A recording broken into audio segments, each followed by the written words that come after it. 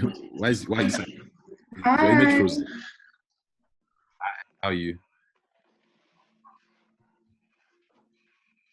Hi, guys. Hi.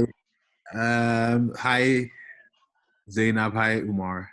Sorry, it's not Umar, it's Bumi. I need to change my name. I was wondering now.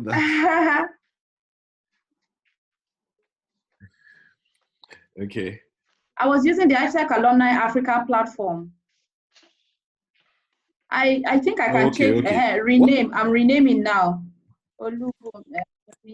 Okay, cool. I'm renaming. So I'm going to share with you guys now. Hi, Zainab. Hi, Sibo. So I'm going to change the background Hi. because we have an ISEC alumni talks background to make it official. And I'm glad it's working now. Let me just get Jega on for the test. Let me just send him a message so that So I see you guys have been familiarizing yourself. Zainab, We haven't. Sibo, Zainab. This shouldn't take Hi, more than Zainab. 10 minutes. 10 is plenty, sir. It's plenty, yeah. So I'm sending, we are testing now, please join link. Okay, Osiba, you said you had some, what's it called? Some slides? No, I didn't. So, I had spoken to you and I said, what I'll do is that sorry, I work in the lastminute.com industry, but I will have it ready before the session, just some slides to talk through.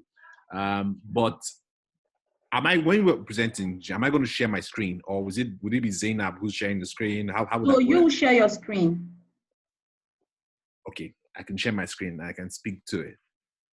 Yeah, you could share your screen, and so that you'll be able to control it, because this issue of next slide, it's time. It takes time.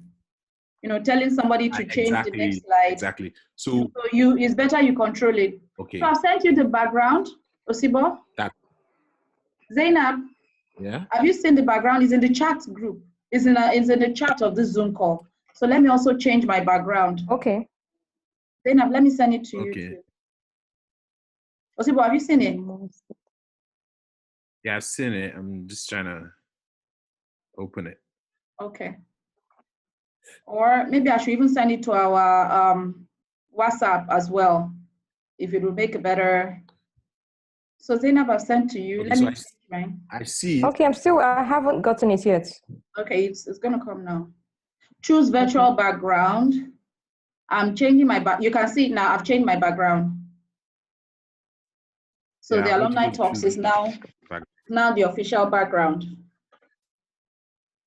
Where do you go to choose virtual background? Okay. You click on the video, that video that says stop video, you click on the arrow. So it drops up and then it says choose virtual background. You have your mute button, you have your video button. On that stop video button, there is an arrow. You click on choose virtual background. You now click, you would have saved this thing to your computer. Not that. It's not there, you're using a Mac. So I have to save it. I'm using a Mac. It's Mac that we don't understand their language. Let me, what does that thing go again?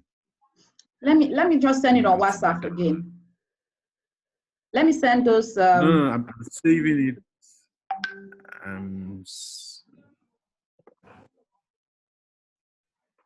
Osibo, how do I pronounce your surname? I just call him Osibo. Just Imoisike. Imoisike, okay. Imoisike. So E. That's it. Let me see. Choose virtual background. Where can I find it? It has to do with your video settings. No, yeah, I'm trying to see if I can. Okay, great. Don't worry. I've seen where to get it from. Add image, download. Because I've actually never used it before. Okay. It's by the 1,000,001 Zoom calls. That's because you have good people in your background. If you had people running around behind you, you would have done it. Trust me, I have people running around up like I'm downstairs running from my kids. I'm now thinking how I have to go and pacify them so they don't come and disturb this call when the time comes. No, the good thing is that if they disturb you here, we're seeing only alumni talks behind you. Yes. That's good. That's good. Yeah. So okay, is it changing now? Can you see that it's changed? Yes, it's changed. I've seen it. I'm still yet to get from you, Bumi. Okay, let me send it to your WhatsApp. It hasn't got into my WhatsApp group. Okay, let me send it to your WhatsApp then. 1 minute. I send it as a private. I send it as a private chat on the Zoom chat. But let me send it to WhatsApp. Oh, okay. Let me send it to WhatsApp now. Okay. All right, I think the test is basically over. Just to make sure that you can attempt to share my screen. Yeah, please. Attempt to share your screen. You need to but you need to enable that the host. You need to enable screen sharing so that I can. Hold on, no, I'm not much of a Zoom expert myself. Okay, so have you attempted to share your screen? Yeah, it says host disabled attendee screen sharing. Okay, multiple participants can now share. Oh yeah, share your screen now. Okay, hold on. Let me share. Share your screen. Okay, I want to mute everybody and okay, we can see your screen. It's starting to share. Yeah. So. Okay, great. Just make sure that it's in what's it called? Slide mode. So can you see now? Yes. Slide mode. It's in slide mode now. Great. Did it change? Did the slide change? It changed. No, it hasn't changed. It's still on the first slide, slide 1. Run conversations in a post-COVID world. Okay. Because I changed it. There's something about this thing. I'm coming. Let me. You need to drop the screen somewhere so that when you change, it changes. Okay. So I need to make Zainab a co-host. Let me see. Yes. I want to be able to mute everyone and not allow them to unmute, because that thing, a lot of people just keep interjecting. Yes. And I think it's the best practice when you're having too many people. Agreed. Okay, so I'm going to change the settings to that now. Don't worry, you can't see you. Mute all. Allow participants to unmute themselves. I've removed that. Oh, really? Mute all upon entry.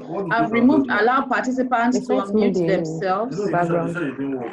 They sent it to me. They told me what to do. So I need to make Zainab a co-host so that you can unmute as well. If not, it will only be me running helter-skelter. So this thing. Oh, Zainab, I can see you put it up. It's nice. Yeah. Okay. Yeah. Looks like we're on TV. Zoom TV. I need to get my lighting right though. But anyway. Yeah. Yes, you need to get. Is there a lamp you can put in front of yourself? No, don't worry. I'll sort it out. I'll sort it out. I know where to sit to get better. Like, don't worry.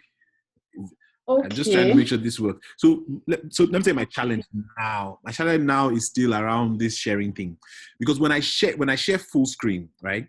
You see the first screen, but when I move to the next screen, for some weird reason, it doesn't proceed. You know. So, okay. So what you could do, you could make your other slides smaller.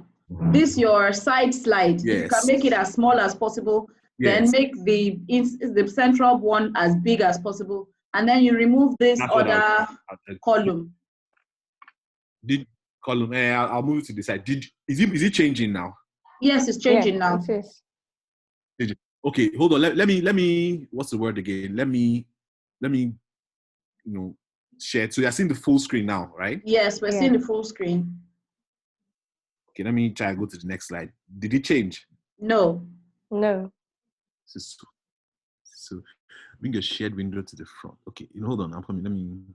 How do you do this? That's the problem with Mac. It's your guy. He tells you what to do, not the other way around.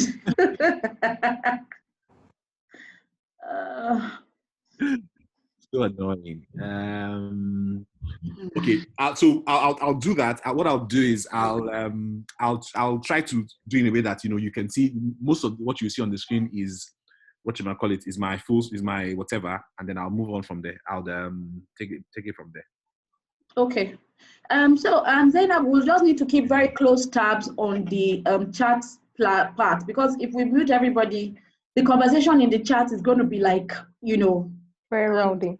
Very rowdy. And Yes. there's a controversy going on now, and I told everybody that they should meet us here. We'll discuss it after the Zoom meeting.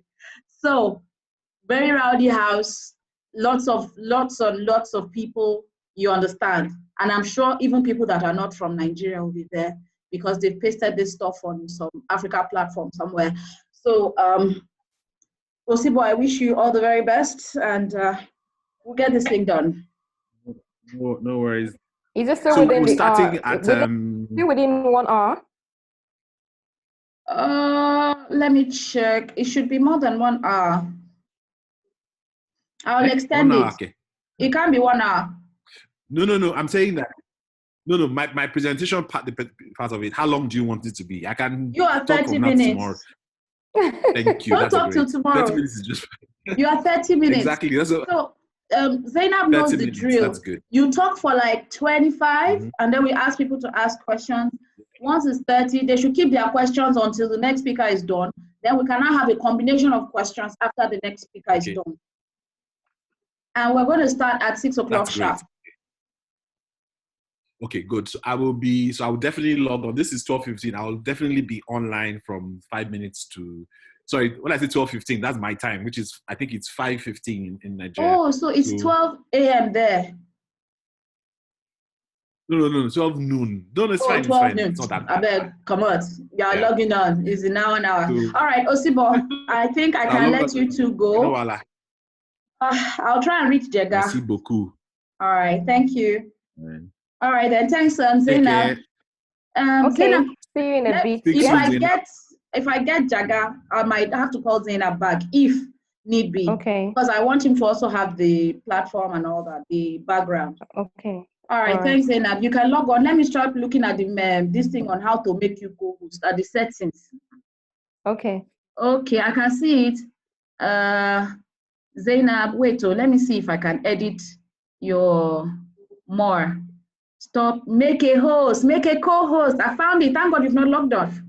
So I'm making you, do you want Zainab Uzoma to co-host? Yes. So you are a co-host now. Okay. So I can mute and unmute. You can mute and unmute people. So let me stop my video. Is it, you're saying Umar Abi? Hey. Yes, I am. I want to change it. This is ISEC Alumni Africa platform. So let me edit the profile picture. When he's done, he will have to edit it back. So I've edited the profile picture. It's still Umaru.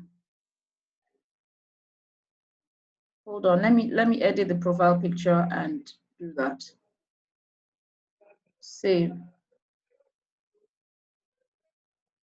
It's not, okay, it has changed to me now. Yes. Okay, good. And I've changed my name to You're in the Bahamas. No, that was in Boston. Bahamas, no. Where's your baby girl? She's outside. Everywhere is so quiet now.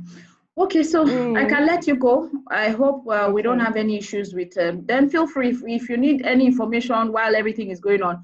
Let us chat on WhatsApp, so that we are all in sync. Okay. And I expect this one's going to be very rowdy.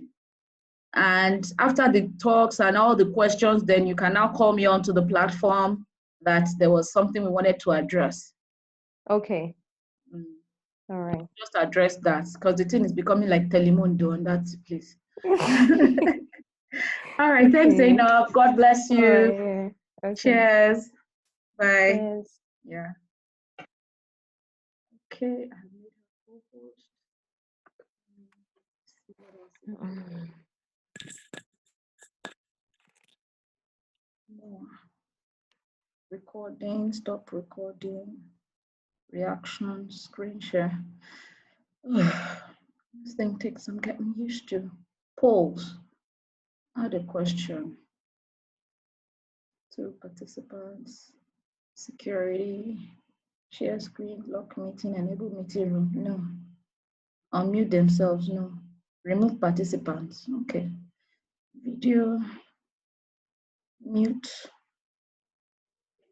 Test speaker microphone. Already done.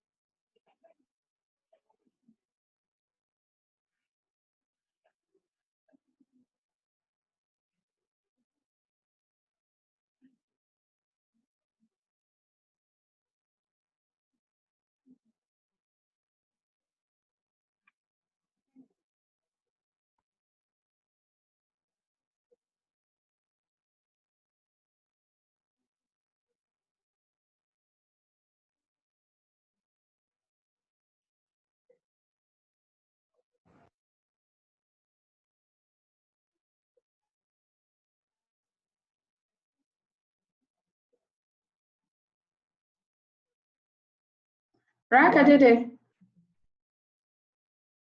Welcome. I can see you now. Okay, let me unmute you.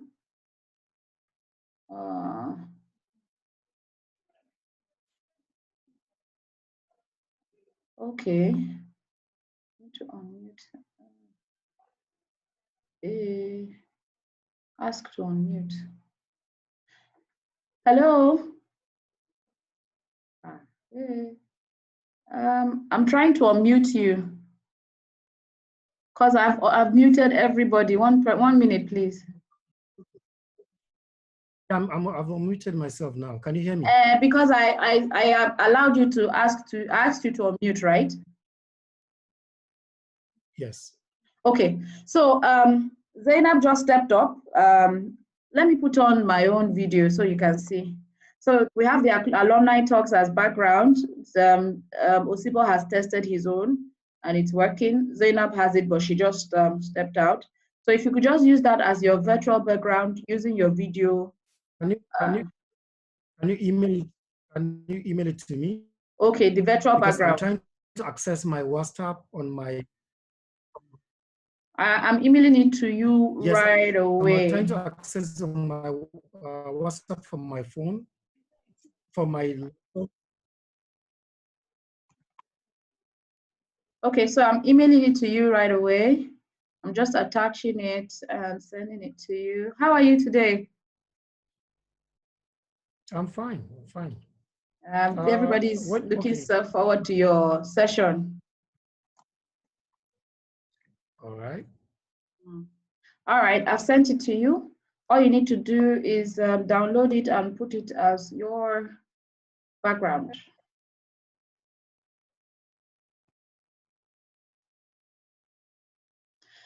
So basically, this all came out of what we discussed in Abuja, if you remember, showcasing our own people, our own talents, and all that.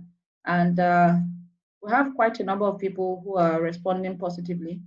And today, after the whole thing is done, there's going to be some discussions about some things that have been going on the chat groups. So we're working on that. So I told them we'll meet here. After the speakers, we will now discuss and get clarifications on that one. Well, basically, I believe it's about informing us to take better decisions.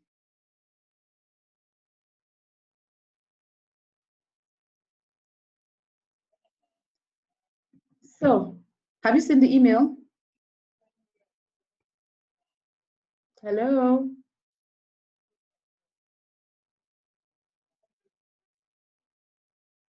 Can you hear me?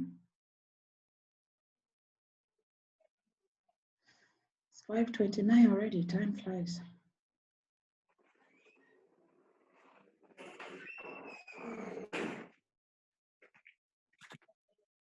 Have you seen the email? Hi, Zainab. We have Ibrahim here. This is Zainab. She's in Abuja. You are with which FM again?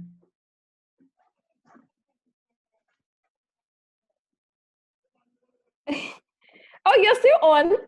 I'm still on. Oh, sorry. I'm with No WeFM. WeFM. Okay, Yes. so Ibrahim Jaga is also in Abuja. Ibrahim, this is Zainab. Zainab is our moderator. Ibrahim is the, Arewa startup, everything, Vogue. He just has his hands in so many things.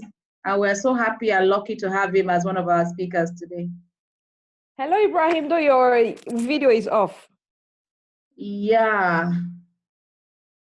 I think he's probably busy. But I've unmuted him. They muted me. I have restrictions, so I have limitations, sorry. So I have to wait for my host. Can I also make you a co-host then? Yeah, because I want to the email. I'm just trying to check the email you sent to me now. Okay. I'll see if I can make you a co-host then.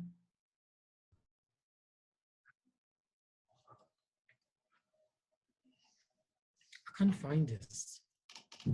Let me see if it has gone. The email came without attachment. It came without attachment? Yeah. Okay, let me send it again because I did attach, but let me send it again.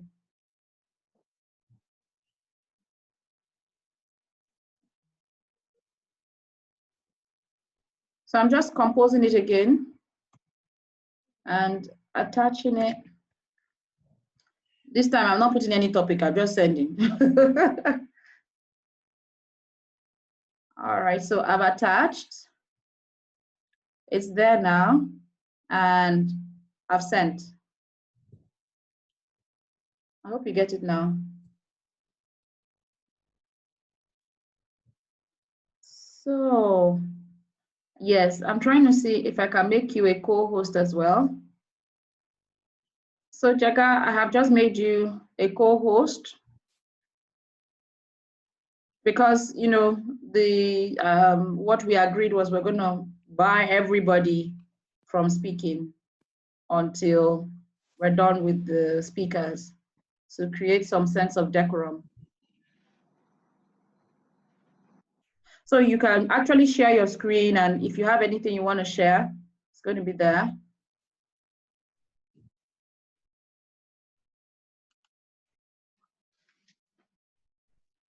So have you seen the email?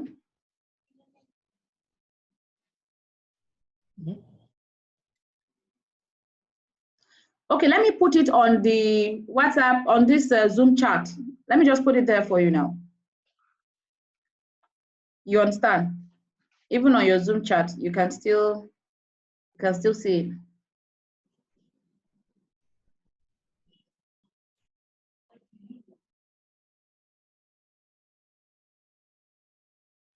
There you go. So I'll send it to you on Zoom as well, on the chat panel.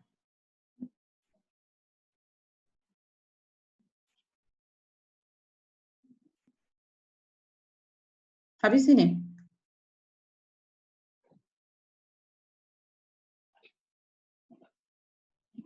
Send me on Zoom on the chat. Let me see if I can retrieve it.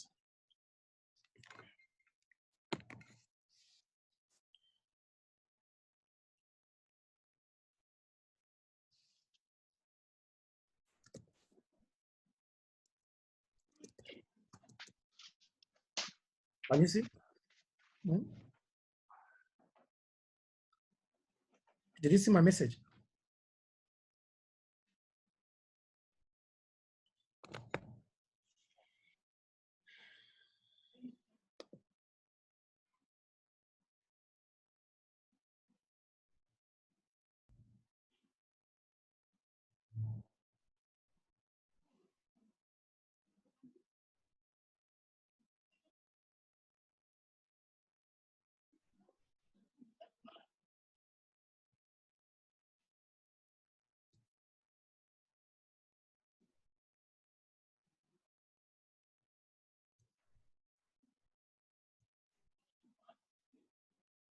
Email came without touch. Are you using an iPhone? Hmm? Okay.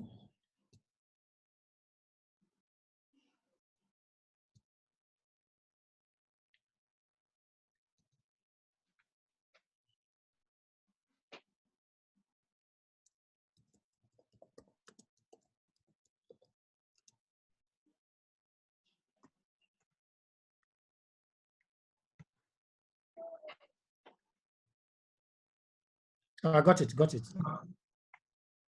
I got it. Great. Okay, great.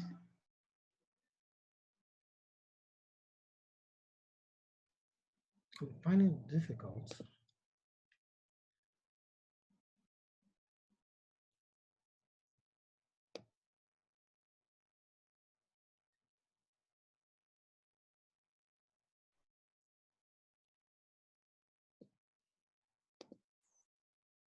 So you want to change the background, right? You click on the arrow up under the stop video, and I'm sure choose virtual background.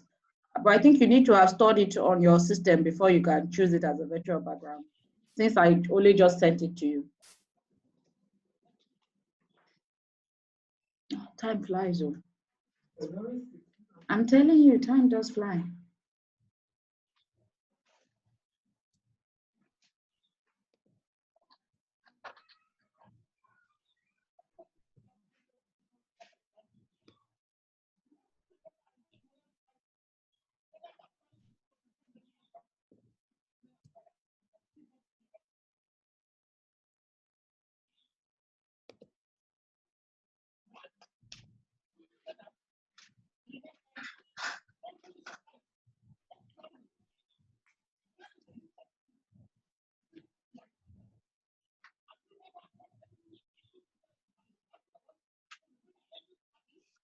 So I had three people that reach out to me. They want to connect with ISEC alumni community, and I told them there's no problem. Sorry, I didn't hear that. I didn't hear that. I have like 3 people that have reached out to me. Okay. That want to connect with ISEC alumni. Yeah, on your LinkedIn. On your LinkedIn, right? I think I saw something like that. Yeah, there's one person on my LinkedIn. There's one on Instagram. Okay, 2 on Instagram and 1 on Facebook. Okay, do you want to give us their details so that we can just add them? Yeah, what I want to do is I want to talk to, because most of them they are doing, since they're the one that reach out, I want to allow them to come back to me before. And I'd like to thank you for putting it on your LinkedIn profile. It was really, really energetic. It's one of those things that we can actually do just to see how we can be able to support. Yeah, thank you. Oh, no, it's not this one. No, this is your picture. Really? That's what you sent to me. Aha, let me send it again. No, it's not that one. You're supposed to have what's behind me. This is what you said to me. Okay, I've sent it again. It's supposed to be this one. Sorry. Have you seen it on the chat? Zoom background. Okay.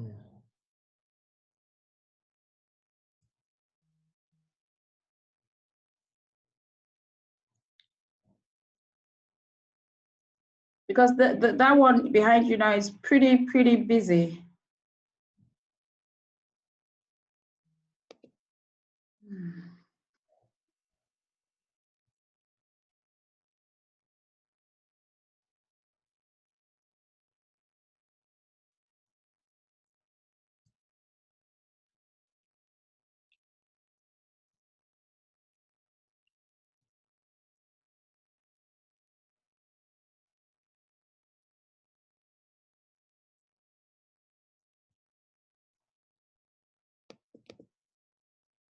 Have you seen it? Yes, I've seen it. Okay, good.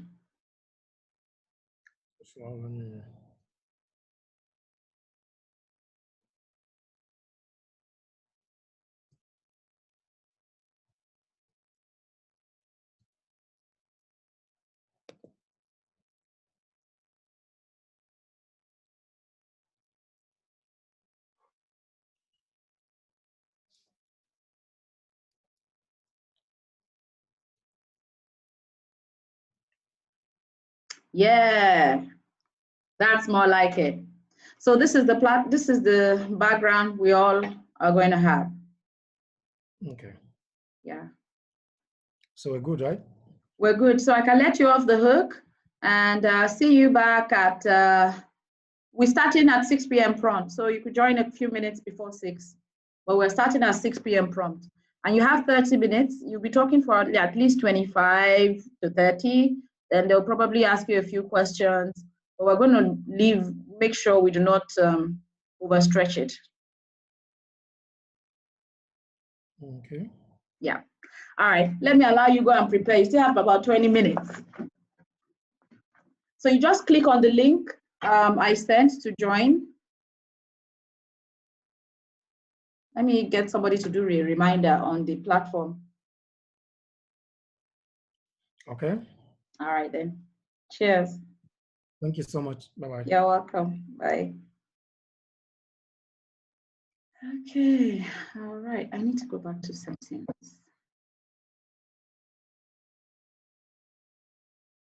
I need to extend the time. You understand? With all the telephone.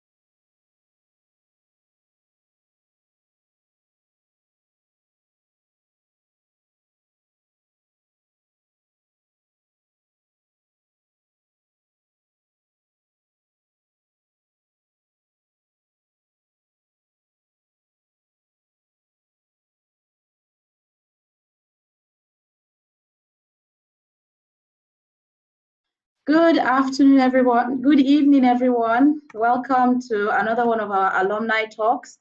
As we said, we're going to start at 6 p.m. prompt, and it's 6 o'clock. We already have quite a number of people.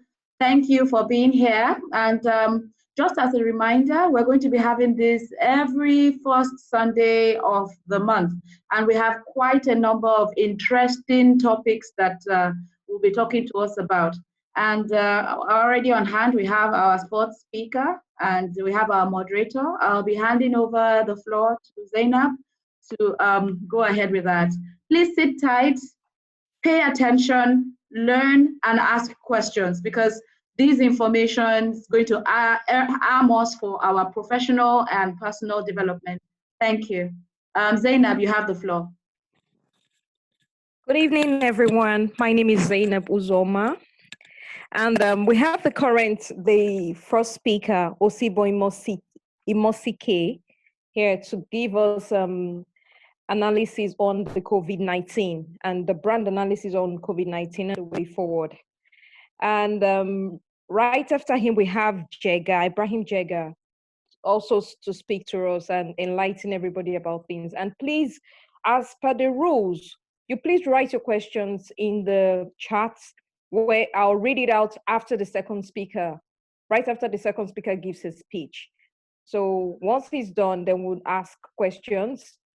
After the first speaker, he speaks for 20 minutes, 25 minutes, then we ask some questions. Then after the second speaker speaks, we ask every other question. So in case you have questions, please write down.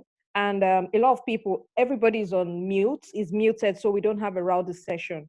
And thereafter, Bumi is going to address us with regards to some controversy going around now in the ISEC alumni.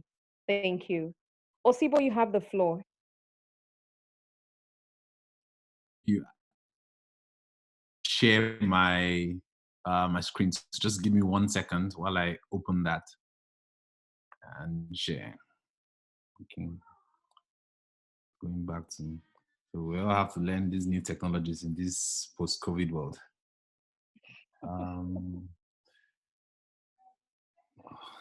Okay, so let me share my screen.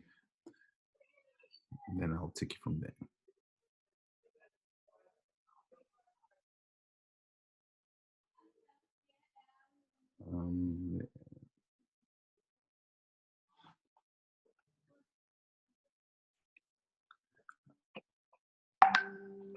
Okay, can everyone see my screen? Yes, we can.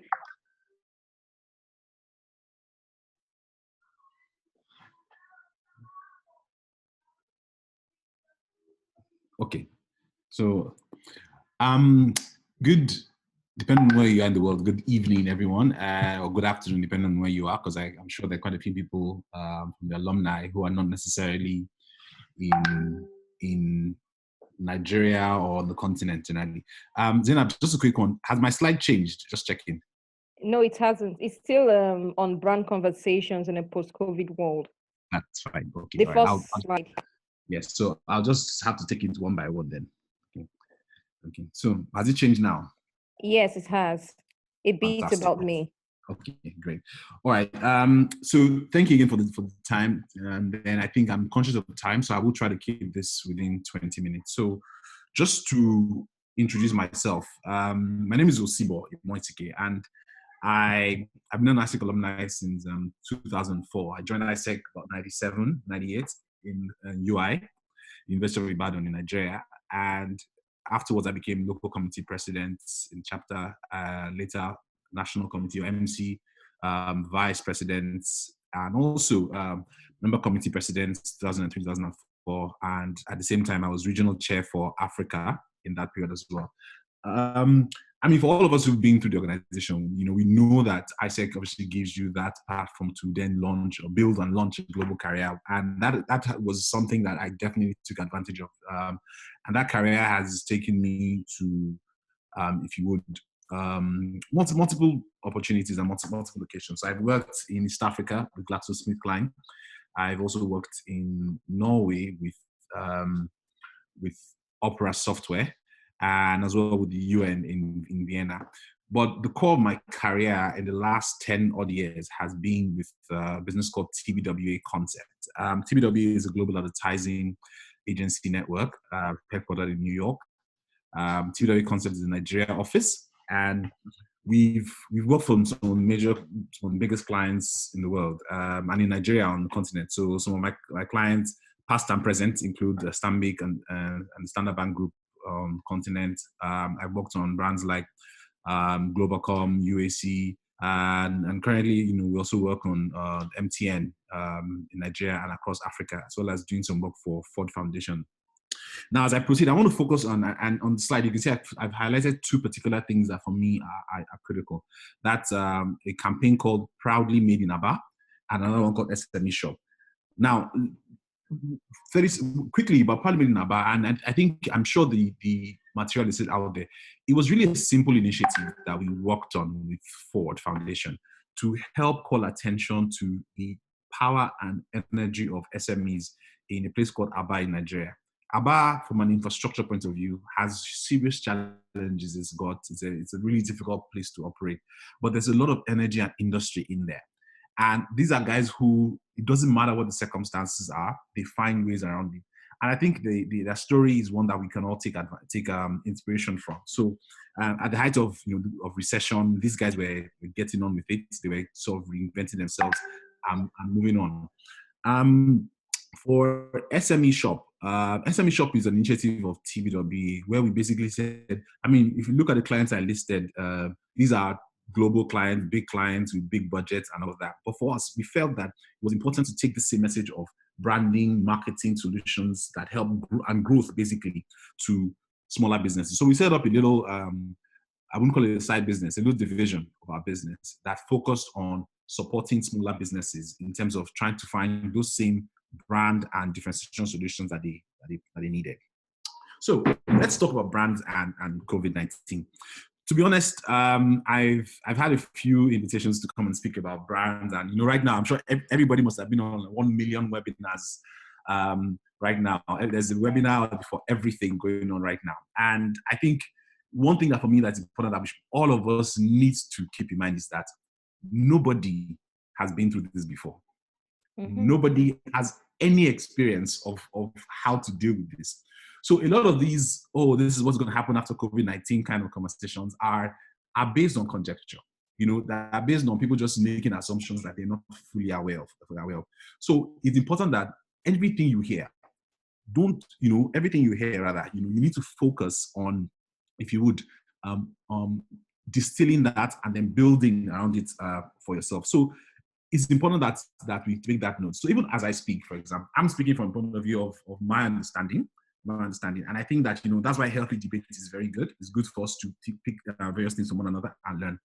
So let me speak about what a brand is. The truth is that we can have this conversation and it becomes a brand type conversation. We talk about, creative work, building, if you would, building campaigns and building, products.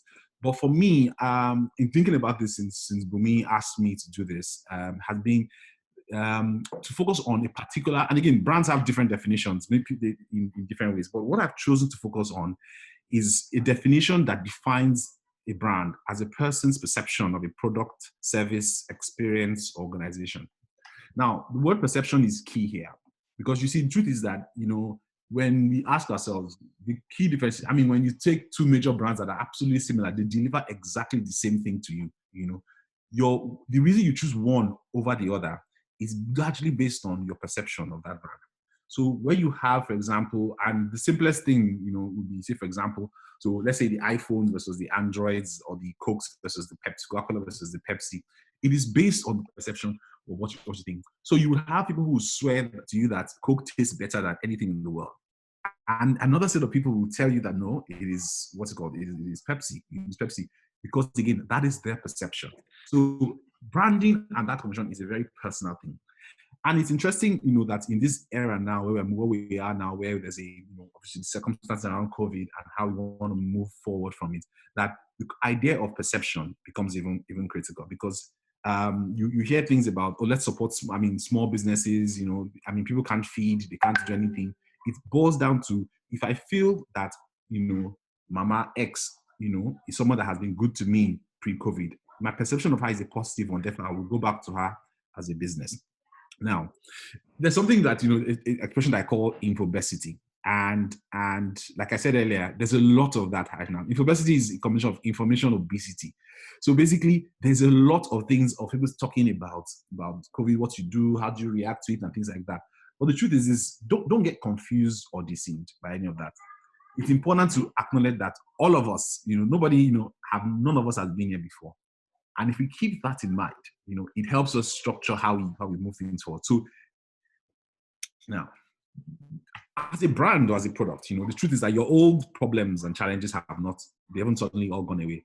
There's some people that say, oh, it's a new normal, it's a new word, new world, and all of that, and then therefore, things have changed. But the truth is, those old problems have not changed. The only thing is that you just have new challenges in this new normal, additional challenges, which means that you need to be creative around it. So the truth is, as a brand or product, and I think as I speak, it's important when I say brand that we think about it from a business point of view. Truth is that a brand is the outward manifestation of a product. So, of a business. So if Coca-Cola says they're doing a business, what people know, you don't look at their balance sheets and things. What you interact with is the actual product or brand that they put out there. So let's look at it from that. So my point of view is coming from that side. So as a brand, you have to continue operating. 1 second. Girls. Post-COVID world. Okay. So so basically now, the point is that you still have to continue operating. You're not going to suddenly shut down because the world COVID has come around. You still have to convince the customer to choose you, because the truth is that, your competition is not going to stop because, of COVID. They will all be there. So you still have to convince the customer to choose you. And most importantly, when the customer chooses you, you still have to retain those customers so that they come back and your business continues to grow. So these are the challenges that were there before COVID, and they will still remain even after COVID. So the question is this: how do we move forward? And like I keep saying, and I keep saying this because I've been in so many conversations for small brands, big organizations, small organizations, where this question comes: so how do we move forward? And for me, I keep saying nobody has a crystal ball. We don't know where this thing is going to go. There are a lot of uncertainties, but there are certain principles that will probably not change. Now, the first of them for me is around digital transformation.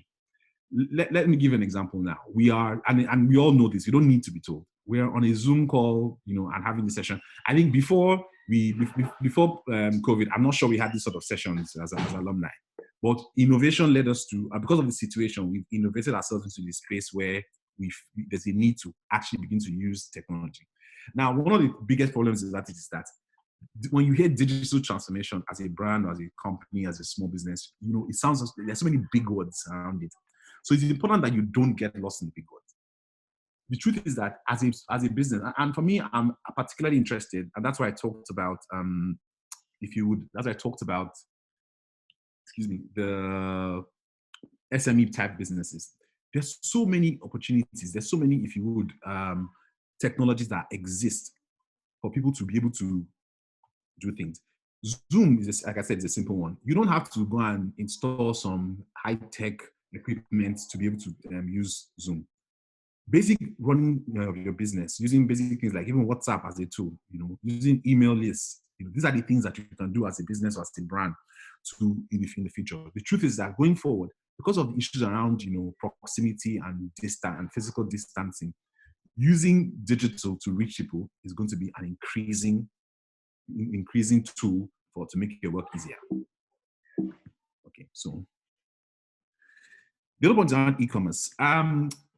Before now, there's been a lot of push on e-commerce, and we know the Jumias and Kongas and eBays and Co's of the world and Amazons of the world have been really, really big on this. But for me, the important thing to actually take is that e-commerce now applies to everyone, no matter how small your business is. And the truth about it is that it's first about the mindset before the tech set. And I say that because when people hear e-commerce, their minds go very far and say, oh, it's not for me, it's not something I can do. But the truth about it is that E-commerce is as basic as saying, as even being on having a WhatsApp group and broadcasting and saying, I got bottles of water for sale, and then somebody says, okay, fine, I want to buy, and then you send a bike rider, or as in Nigeria, an Okada person to deliver it. So if you first have the mindset, if you first have the mindset that e-commerce is going to be a huge, if you would, player in the world with brands post-COVID, then it helps. The truth about it is that it's very simple technologies, like I said. You don't have to have a complex website that that you click on it and then it makes it easy. No, a simple landing page, and a landing page can be basically a Facebook page that has all your products on display, for example. And that is, I'm starting from the very bottom. But when you take it to the very top and the bigger brands as well, most of them are already playing in that space. But obviously, the ones that are not will have to quickly move to that space as well. And as long as you have some form of a landing page, Facebook page, anything at all, and you have a way of payment, and payments doesn't have to be a complicated thing like Stripe and Visa and all of that. Simple things. I'm not pushing anybody's brand, but things like Paga, things like, even basically bank transfers, whatever. That is already a form of e-commerce. And all of us are going to start, behaving in that way. Now, I'll talk about lean structures. Now, for lean structures, the truth is that where we are going now is important to, for brands and for businesses to keep your costs low. And I understand that, yes, it's important to have physical interaction and another, but as much as possible, where possible, we need to stay as remote as we can. Because it's not just a matter of purely just around the safety and the health around it. That is the world in which you're going to live in. A remote world. We're already used to it in a way, not from e-commerce, but you're seeing things like virtual doctors, virtual lawyers, people where you don't even have to go into the hospital. You pick up the phone or you do a Skype call or Zoom call, and then you get a consultation from a doctor. That is happening, and it's not and for me, it's important to also point out that these are not foreign or Igbo things are happening. There's something called Doctura in Nigeria, that you can reach out to, that can, go to, that helps you manage things like that. So remote is going to be a huge part of how we play going forward. And this helps us as well, to be honest, in keeping costs low. It's important as well, as we talk about these lean structures, that everyone needs to upskill and invest in yourself. And I say your people here, because I'm saying here that your people in this case is, if you're a business owner, if you are a small brand, whatever size of brand you are, you need to increase upskilling. The reason for that is that part of how you keep your costs low is that you don't need 5 people to unscrew a light bulb, as they say. You need people who are multi-skilled, multi-talented, and that includes you. So you can't just be I'm a finance manager, and then you cannot, do and understand any other elements of your business, forecasting, commercials, even sales, depending on whatever sector you are in. So we all need to add those additional skills and invest in ourselves, because in this famous post-COVID world, those are the things that will become more and more critical. The truth is that specialization is good, but right now, being versatile and versatility is actually is king. Now, for a brand, customer centricity, and I use this expression because it's something that one of a few of my clients like to say, and they don't. It's not just about saying it. I think it's about actually living it. Customer centricity is basically saying that everything you do, the customer is at the center of it. And the truth is that now you find that in going forward, customer service is now going to be a survival skill. And I say intentionally say survival skill because historically the way we see customer service is that it's just one thing. Oh, you have to have it. Or is it nice to have sometimes? Or is it a good skill to have? But at this point, where increasingly people are looking out for empathy in the sense that if somebody is going to be relating with you from a remote point of view, either for example he's they're calling for a delivery or things like that. If you give the wrong impression, your business is going to be dead. And it's a key differentiator because now it is very easy increasingly for other businesses to get into the space you're in and compete with you. The reality of it is that the barriers to entry for any business are getting lower and lower, by the day. So you have people who are in their homes now who are stuck at home, have been innovative. They are doing their consulting. They are manufacturing small bits and pieces in their homes. They are doing sewing. People are sewing face masks and organizing delivery. Small things are springing up from that. So therefore, for the customer who's going to buy from you as a brand, you need to build and maintain a strong relationship. And that's where customer service comes in. And that is important to know that it's no longer a nice to have skill, it becomes a survival skill. So let's talk about speed and scale. Now, in this world where everything is going to be about connectivity, the truth is that insight is going to be king. And what that means is that everyone will expect brands to do more with less and possibly explore automation or application. What does this really mean for brands? The truth is that if you before, where you had to physically get up and go to the store to buy something, that world is changing. People are going to sit in their homes and order things, and would buy things for you. So the sooner and quicker you can respond and provide that service, the better. Well, now, finally, I think it's important to keep in mind that the world in which we're in now is an evolved world. And what you could call evolution 2.0. And the reality of it is that if your brand offerings are still relevant, great. If not, you need to adjust. And what that means really is that I don't believe that, for example, that post this period, any brand is going to come out of it exactly the same. You will need to make adjustments. So you have restaurants now doing more of pickup of food. I saw recently that, during this whole period, Eco Hotel started doing a laundry delivery service. Eco Hotel started doing a food pickup service. That is the mighty Eco Hotel, that basically, was so dependent on the footfall and people coming into their space. It is important to evaluate. So if the larger ones are adjusting, that the key question is that who are we as brands or smaller brands to adjust? So this is not the time to be static. It is the time to think about your positioning as a brand and look to see what is possible going forward. And that will be my 20 minutes. Thank you. Thank you very much, Osibo. Do I have a question for you? Yes. Bumi asked, is it possible to use tools to build both our personal brand? That is if we do not currently run a business. I think so, absolutely. So tools can help you build your brand in terms of, for example, even if you don't run a business. So the truth is that when we talk about definitions of brands, everybody's a brand. So basically, your appearance, your experience, your knowledge, you're all about brands, which is why I said thinking about expose yourself. So and upskill. So if you upskill, you're building your personal brand. And a lot of those good online things, I'm sure many of us have done online courses and things. That in itself is how you contribute to building your brand.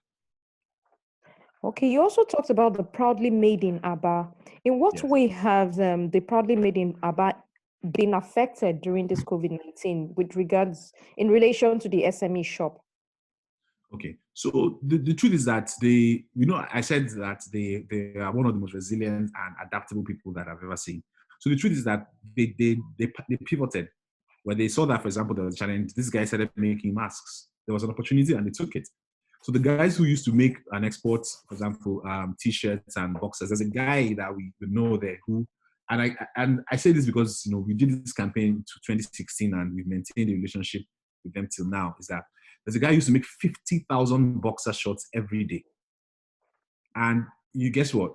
He didn't sell to Nigeria. They used to export. So people used to come in from Congo DR, Cameroon, other countries to come and buy from him. And some people used to buy and take this to Turkey and to the Middle East, and then export it back to Nigeria, where you and I will be in Lagos and Abuja and Port Harcourt and pay a premium on this. So for these guys, a lot of these guys, they pivoted. They moved and started doing things like this PPE, the personal protective equipment. They started making those. They started moving and making things like face masks and all of that. But what is also important is that, with the perception of COVID and all of that, obviously from the numbers you'd see, there was a lot more of an effect on major cities, Lagos, Abuja, Kano, and a few other places. But in those areas, they kept on doing their business, but they didn't just stay static. They pivoted and started doing other things that were relevant in this time. Okay, Brendan Wagu is asking, what's the difference, if there is, between building a personal brand and self-promotion? I don't believe that that there is a core difference. I think maybe for me the one difference is that some of it, building a brand can sometimes be about internal. So what that means is if you are learning a skill and building yourself, and nobody else knows about it, that's your, it's good, you built that brand, but you need to actively push that out. So what that means, for example, is that if you want to do a bit of self-promotion, that's why all these social media tools and social media platforms exist, for you to put yourself out there. So if you write, put it out there. If you make products, if you on a personal level, if you write, put it out there. If you speak, go out and speak at events. You need to put that out. So there's a slight difference. Self-promotion is more, if you would, active in terms of pushing yourself out there. Building a brand can be a bit internal to yourself, about making yourself better and making yourself more appealing. Okay, Bumi is also asking, how can SMEs maximize the little budgets they have to make them visible in their sector? So I think this is a question that, we hear all the time, but I'll give you the context of how we try to approach it. I talked about a few things. I said, in terms of multi-hatting, in terms of diversity and versatility. First and foremost is for what we call for SMEs is always find the opportunities to keep your costs low. I think it's not, sometimes businesses start off and the first thing they go is to go and buy a official car and buy this one and things like that. And and even then they say, oh, I want to do a website, and they spend so much on the website when a simple Facebook page might have sufficed. So you need to keep your costs low. But more importantly, the digital is a strong element in this, because the budgets for a lot of SMEs and small businesses are limited. So what that means is that they cannot afford to play in the same space with the larger brands, and that is understandable. So there's a need for them to upskill in areas of digital, build capacity, not just in terms of family tab, but also internally. How do you manage the social media page? How do you set up customer service on social media, for example, being able to respond to that. So those are the ways that they keep their budgets low. It's also important to, in terms of trying to stand out, as a final point, is that I think one of the mistakes is assuming that that it all. Reach out and collaborate. Ask for advice. Sometimes you may have to pay for that advice, but typically it ends up further down the line helping you along. But a lot of it will come back to how, depending on the scale of your business, how your business is able to keep a lot of those costs low and push things forward. Okay. Please, if any other person has a question, please could you write it out here? Okay, Bumi is asking, okay. Yes. How can SMEs maximize the little budget they have to make them visible in the sector? And what is your advice on positioning the brand such as AAN in Africa and world as a whole? Okay, I touched on the first part a little bit, but talking about the AAN brand, let me start with that and I'll come back to the other end. I think the most important thing is that what people want from brands is value. The key question always is, what's the value that I get from you? And that value can be anything. It can be satisfaction from drinking a bottle of water. It can be good quality medical service from a hospital. It can be a nice looking pair of shoes, and that value is, or for example, if you look at it from let's go a bit more, less products and more service, and say, if you had a qualification from PMI, for example, the value you feel you get is that as a PMP, you can maybe potentially get more opportunities. So the question AAN has to ask itself is that what is the value that we can put forward? What is the value that we can offer to people who are members? Part of it also is maybe touches on what Brenda may have mentioned in terms of self-promotion. We need to also, as an association, do a bit of self-promotion. Self-promotion in this case is that we've got a network of brilliant people who in every day of their lives they are achieving success. How do we promote this a lot better? How do you use this as form of inspiration to get people to buy into the message that we're selling? So we need to have that clarity of what AAN's value is, and then we have to promote that value so that people can be attracted to us. I think I touched on the SME question earlier. Yes, you did. Okay, we have a question from Simon Omokoro. How do I focus on my core expertise as a startup and still drive the brand and promotion of my business without getting derailed from my core business? Sorry, could you say that again? How do you? How do I focus on my core expertise as a startup and still drive the brand and promotion of my business without getting derailed from my core business? Oh, okay. I mean, this is where, I mean, I know that this is where it's important. Like I said, I mentioned collaboration. The reality of it is that if you are a really, really good fashion designer, for example, right, that means that's your core expertise. Your core expertise is in fashion design, for example. You know, what that means is that you don't go on and suddenly say, oh, because I'm a creative fashion designer, therefore automatically I know how to, to promote and push my brand. There's nothing wrong in reaching out to collaborate. Talk to somebody and say, I want to push my,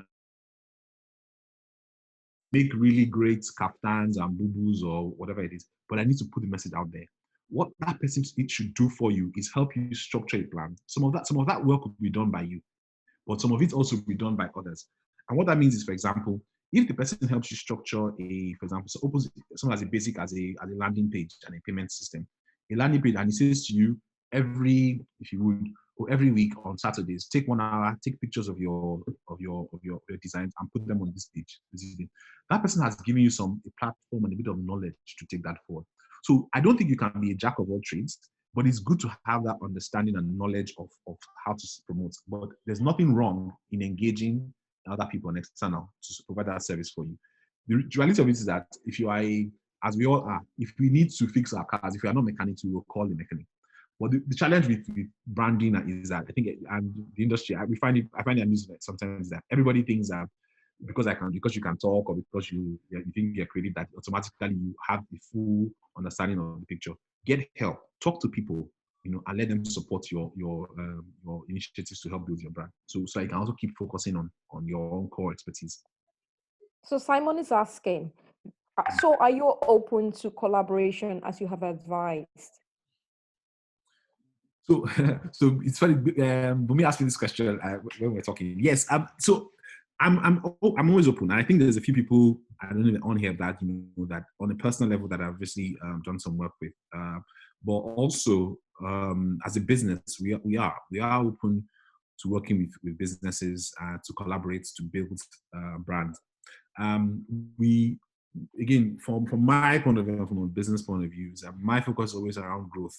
And I say growth because it's not about advertising and communications can become a bit of a, if you would, a bit of a chest beating kind of thing. But if the focus is on how do you truly grow the business, we're very open to that collaboration. We will advise, we would consult, would support, and depending on how far you want to take it, we can also look to if we produce and engage media platforms on behalf. So definitely open to collaboration. Do you do startups and small, as in really small SMEs, or you do just the big brands?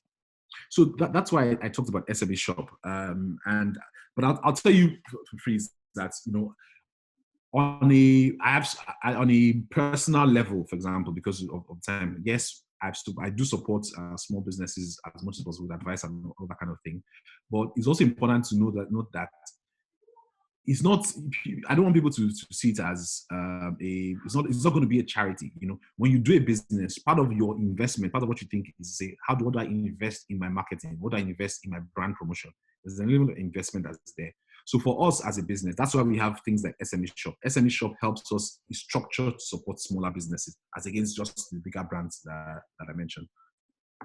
Okay, it also includes all the social media analytics, right? Yes. Okay. So and that's digital basically. So all that digital. Yeah, the digital skills. Yes. Okay, thank you so much, Osiboy Mosike. We're really grateful. But please stay tuned because we're still going to have more questions coming in. Thank you. Sure. Thank you. Please, you could send in your questions. Meanwhile, I'm going to invite Ibrahim Jega for the next round of talks. Okay. Ibrahim, I'm going to unmute you. You're next to address us.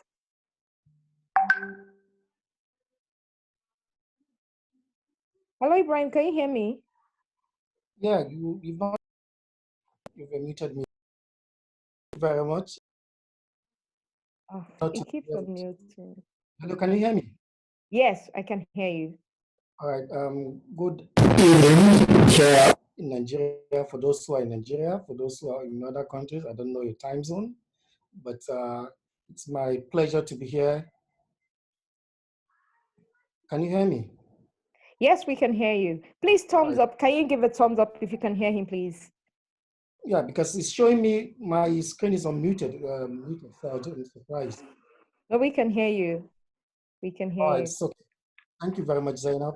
I'm very excited to be here amongst my family, which is the ISEC family, very large family, and I appreciate the honor of inviting me to speak, to share my little knowledge with with amazing people. ISEC has been part of me, and I'm ISEC because part of what I am today is all led to how ISEC has molded me. And also we appreciate the leadership of Bumi, which is very, very unique, which has brought a lot of changes in this whole era. This is the first time I'm being invited to, for the past over almost 2 decades now, that I've been out of ISEC activities in school. The first time I'm invited to engage with other stakeholders in the space who are doing amazing things. My name is Mohammed Ibrahim Jega. I'm a tech entrepreneur. I've co-founded some few successful startups which started from locally from Nigeria, but currently have gone global. For example, the likes of VoguePay, which is an online payment processing company. We started from Nigeria here as a payment processing company. Currently, we're operating in 4 continents with our operations office in Nigeria and also another office in London for the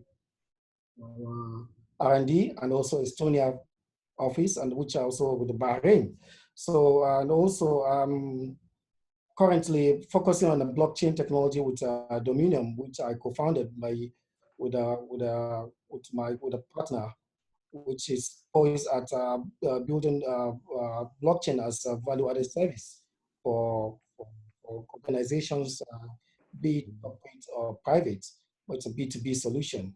And for my passion for building capacity and talents among young people, I founded a tech movement called Startup Arewa, which is poised at unlocking the potentials of the northern tech ecosystem.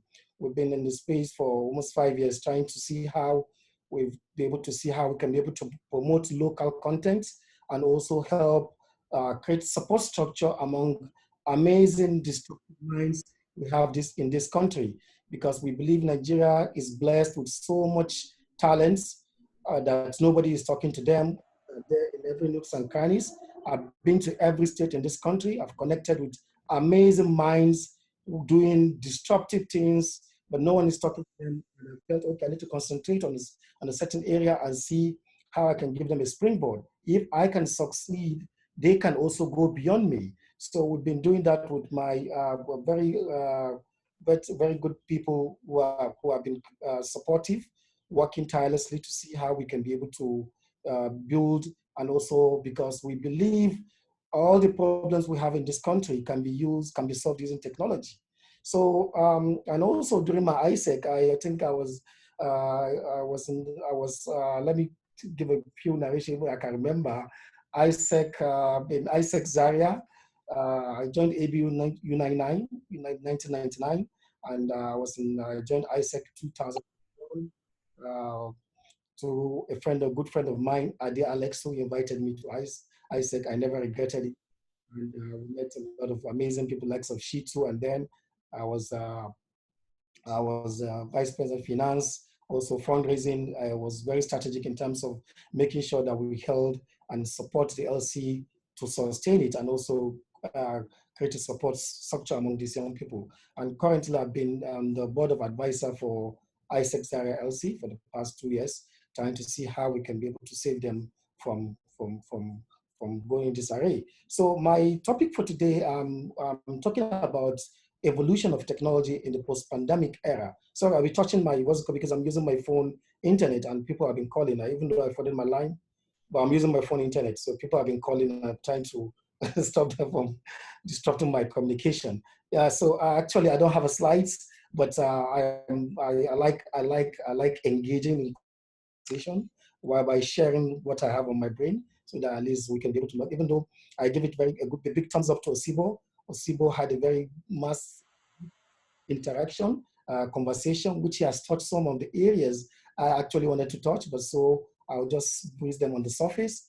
I was very, very excited to hear his deep knowledge and what he has shared. He really spoke very well. So thank you very much, Osibo.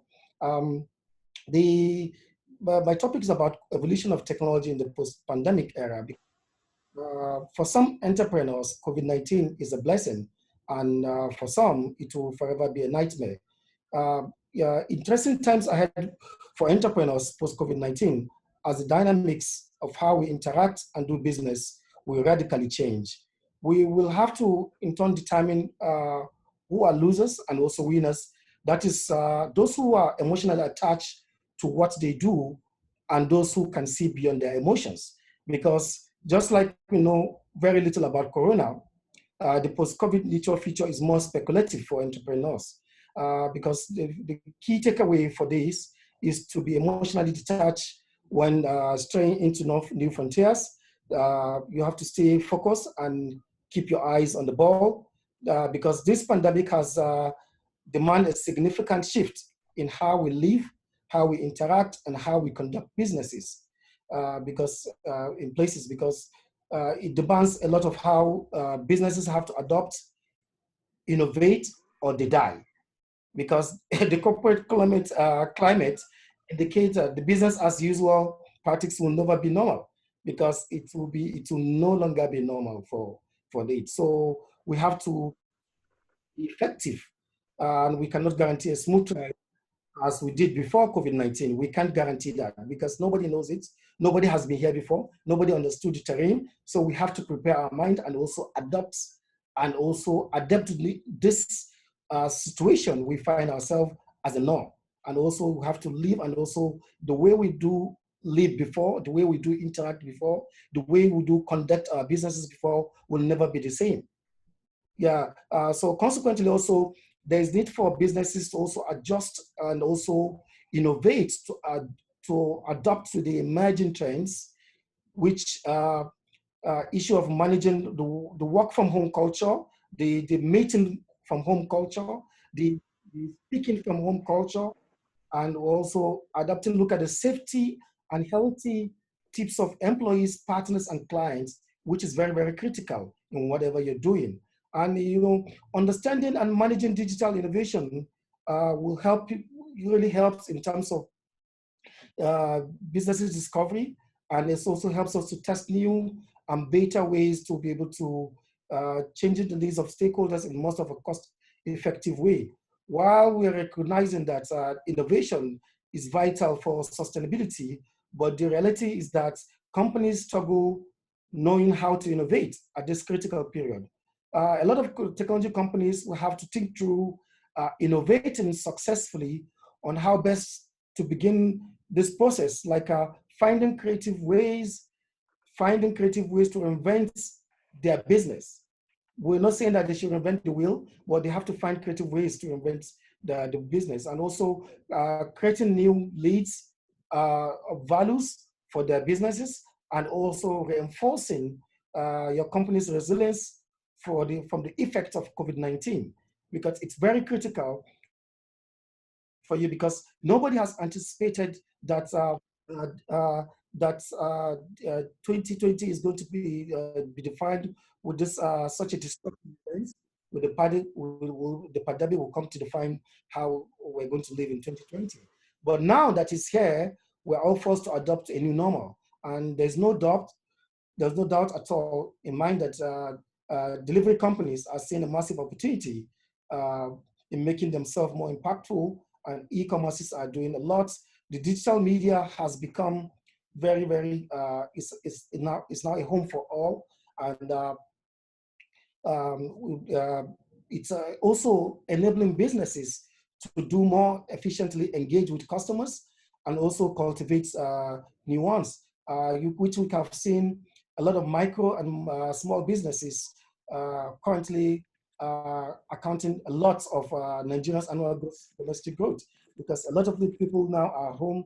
They've adapted to be able to do things remotely, where because don't have any option, they can be able to utilize the power of technology to be able to buy their goods and services at the comfort of their desks. They have also utilized the power of technology to be able to deliver their goods and services. They'll be able to use the power of technology to be able to do their work remotely, irrespective of their location or region. They're able to use the power of technology to be able to send money to their family and friends, irrespective of their location, and also pay salaries and wages comfortable from their location. And also they'll be able to use the power of technology to be able to engage in conversations, such as what we're doing now. We're in different locations, different homes in different regions, but we're still communicating.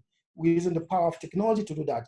And I'll use this opportunity to share some of the success stories of the technology evolution with this post-pandemic era, because some businesses, I want to relate with businesses that I know close to me. I don't want to quote any businesses far away in US or no, I want to talk about local, because I'm an advocate of local content. I am a very strong promoter of local content. I believe so much believe in skills, because my skills pay my bills. I believe in skills. I'm not an advocate of certificate, but an advocate of, I'm not an advocate of certificate, but an advocate of certificates. So I would like to share the rights of Tanady Digital Cooperative has launched in this critical period to launch a fintech, which is non-interest for the non-interest markets. People can be able to create wallet to do that, which is a very huge success story. And my company as well, VoguePay, we launched a digital bank during this pandemic period to be able to help people manage cross-border transactions and also do their remittances at the comfort of their homes, irrespective of location within the comfort of the app. The likes of Sharp Logistics. Sharp Logistics really cashing in at this critical period because it's part of the great news about the evolution of technology in this post-pandemic era. So they are really turning around in terms of adopting businesses and supporting this, and also maintaining the social distances. And the likes of SmartQ is an e-health solution that they launched during this pandemic period. They are all over Abuja, Kaduna. Also, they're trying to expand their space, and also in Lagos and what have you after the lockdown, so that they could be able to do that. The likes of Kasua, an e-commerce platform, which is helping people be able to access small, some of the packages you need at home. The likes of Maggi and others, you can be able to order from their platform. They will deliver to you using other logistics platform. At the comfort, you can buy your what we call kaimia in the north, when you want to buy things that you want to use for your home use. You can order for those things from Kasua. Just like you go into the market, but it's an electronic platform, digital platform, where you can use it to be able to access that.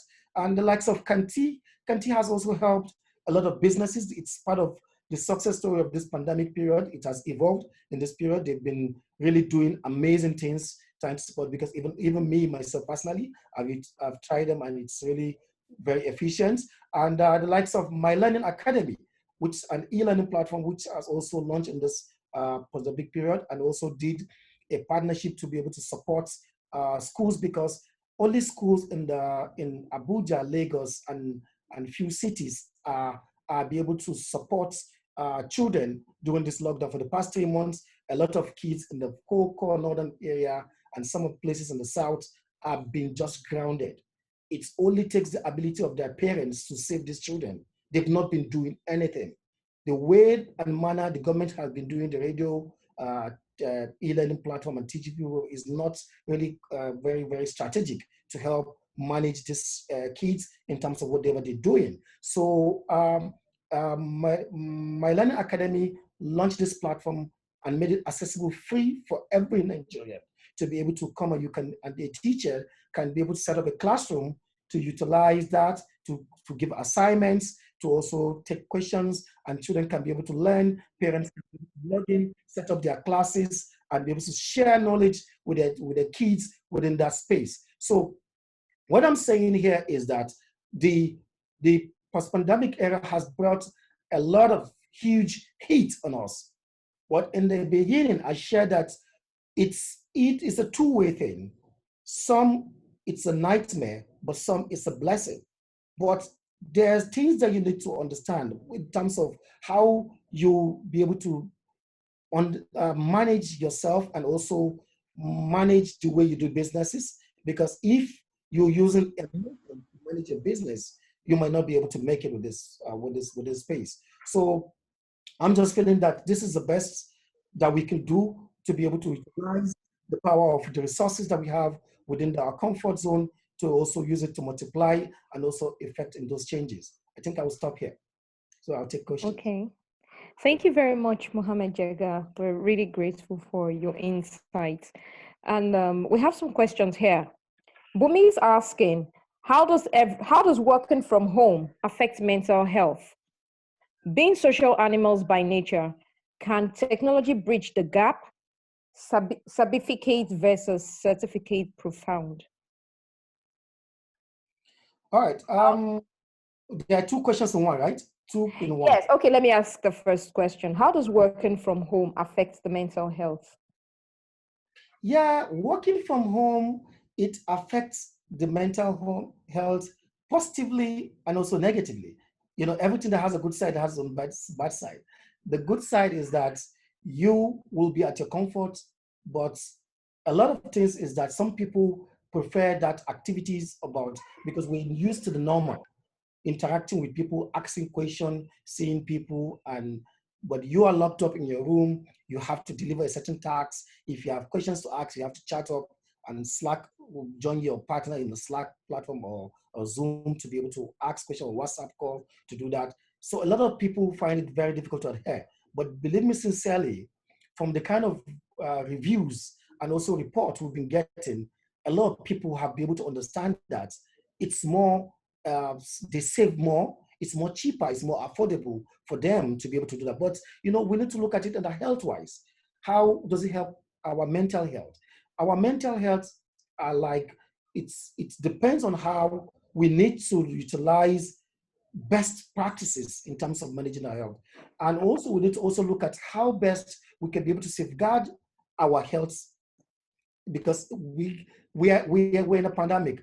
This is a virus that you cannot see, you don't know where it is. So what is best for you is for you to stay in house and adhere to the safety rules, whereby sharing and also communicating and engaging yourself in different exercises to make your mental ability active, and also reaching out, because some people feel that once you're locked up at home, you are disconnected from the world. No. That is why the world is a global world now. It's a global village. You can be able to access everything. You can be able to do anything where you are. You can be able to order your food online. You can be able to talk to your doctor online. You can be able to communicate and also book order for goods and services at the comfort of your desk. Yes, we are not used to it. It's very fair, but it's a different ball game that we have to understand and also see how best we can utilize it in trying to add value to our lives. Because for me, some of us, we have to also look at, in my business, for example, in one of my business, we realized that actually we're saving from home. One cost of generator, cost of internet in the office, the usage and everything. But now we send some different packages for different staffs to use the internet at home and what have you. And we saw that we're saving a lot of money. So companies, we have to turn around to look at it and utilize this window that COVID-19 has exposed us to be able to adapt to everybody. It's more like forcing everybody into the technology space. Yes, that's it. So, and you have to now, since we're now getting used to it, we're used to it. Because I've attended a lot of, I'm used to Zoom calls, even though it takes more time, it's longer. We're supposed to have this conversation, but physically maybe having where people sit are seated, but we're having it virtually. People are listening, are watching on YouTube, on Facebook, everywhere. And it's very comfortable. I'm sitting on the bed, I'm talking to you. You don't know that I'm sitting on the bed. Very comfortable. So it's good. Okay. Yeah, so the issue Okay. of certificate and certificates. What was the question, please? It said, being social animals, Bumi asked, being social animals by nature, can technology bridge the gap? Yes, technology can bridge the gap because technology has come to stay. You understand? And technology, we have to, it has come to live with us because everything we look at, it's what we do, it has come to connect with our daily lives, no matter what it is. You can imagine yourself without internet. You can imagine yourself without Uber. Sometimes people ask, how were they doing without Uber, without Taxify? When I go to different countries, I travel. We've been meeting on the aircraft to meet different flights. We travel a lot. We'll be running to catch different flights internationally, you're connecting flights and everything. But sometimes you get to a city, you don't know anybody. From your phone, I can order. A cab will come and pick me up comfortable. If I like to greet him, if I like, I'll not even say hello. Sit down with him. He knows where he's going to drop me off. Once he drops me off, he takes his money. I don't have any interaction with him. If I like, I can say hello. If I like, I don't need to interact with him, and that's it. And I'll have already before I landed, or when I landed, I can go to any hotel or any apartment. If I'm somebody that needs apartments, needs space, I can book an apartment from Airbnb. These are all part of and parcel of technology evolution.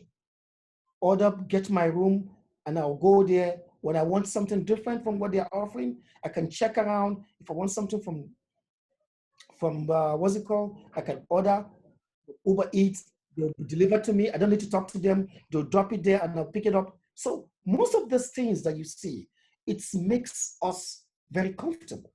And it has become a part and parcel of our life. Okay. It has become part and parcel of our life. We have a lot of questions coming in. We have a lot of questions coming in. Sorry to cut you short. Dosival essay. Pardon me? What was she saying about certificate and certificate? Okay, there's still another question on certificates. Dosival essay says, I also think, just a moment, let me scroll up. Dosival essay said, I also think that the whole Africa needs more. Yes. Okay. Bumi also asked. 100%. Bumi asked that how do we harness certificates in the light of the fact that we have been conditioned to value certificates above all? It's a very, very interesting question. And it's a very, very interesting question, but there's something you need to understand about certificate. It's all about your skills.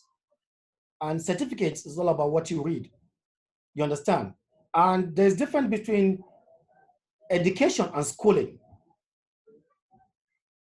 Schooling isn't education. Schooling earns you certificates and degrees, but education earns you practical knowledge for solving real problems. You understand the two? People mix them up. There's difference between education, there's difference between schools. I have 3 masters. I've never used them because I've never worked for anybody. 3 masters. I have MBA, I have MIS, I have postgraduate in computer science.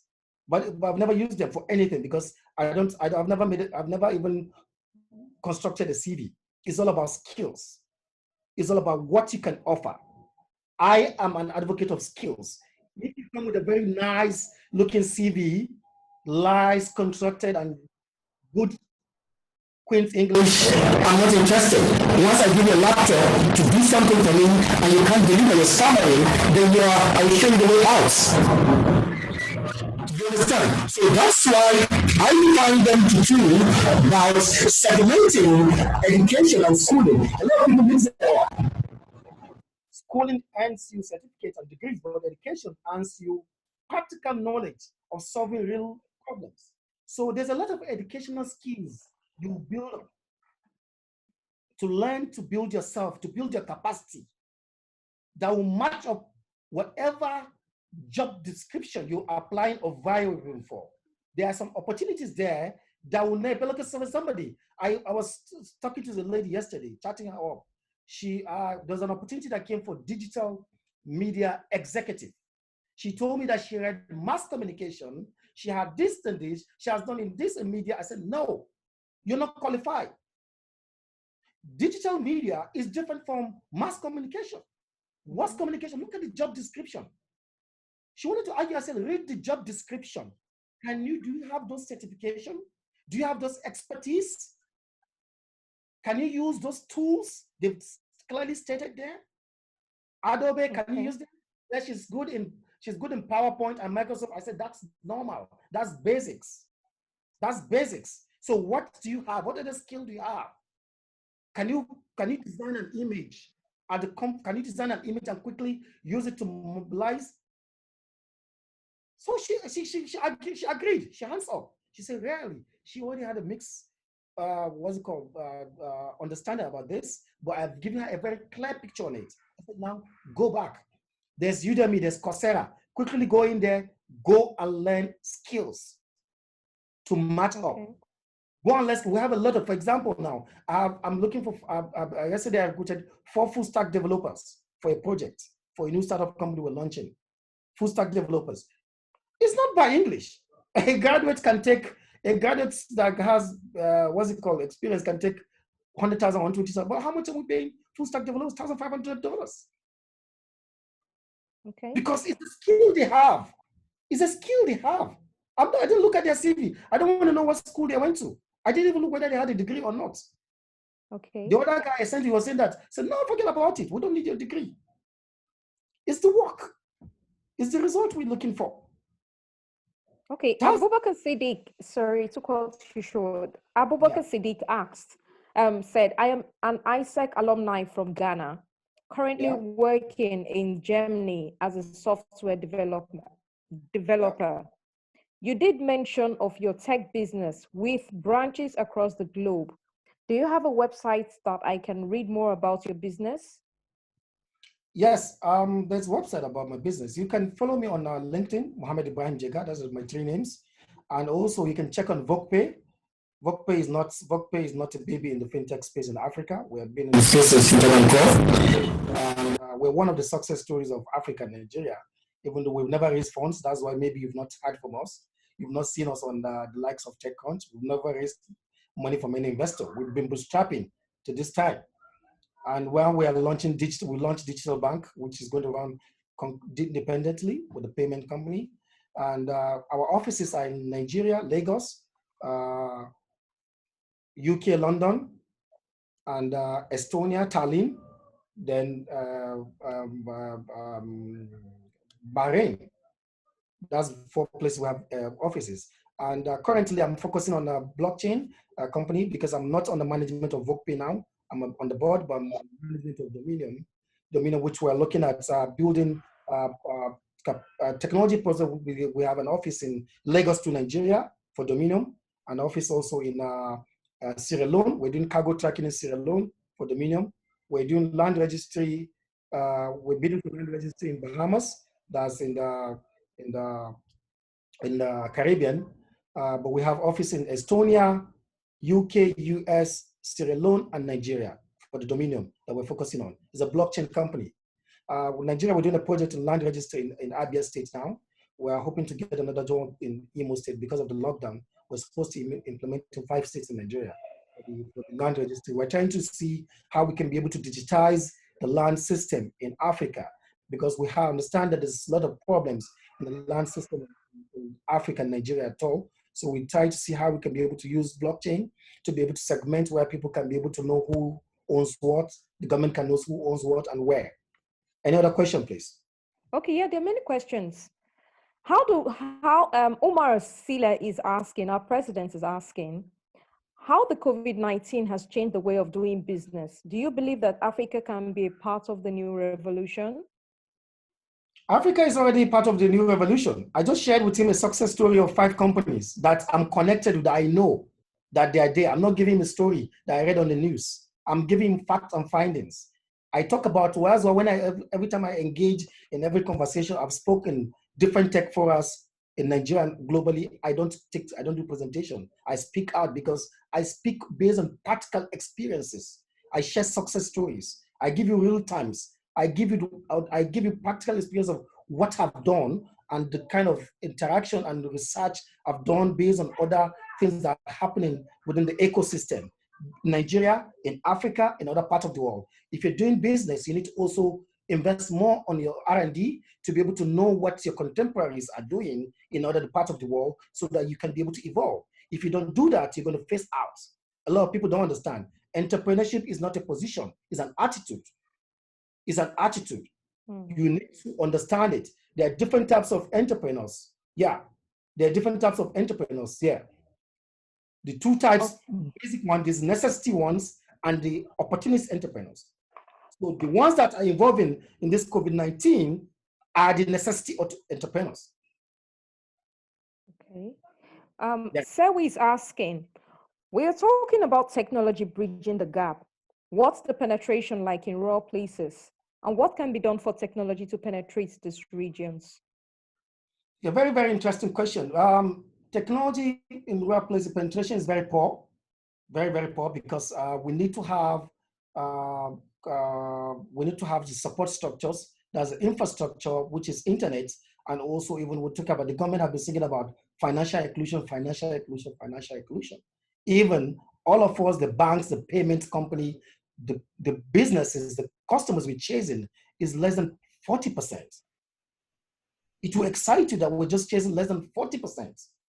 70, almost 70% are still unbanked.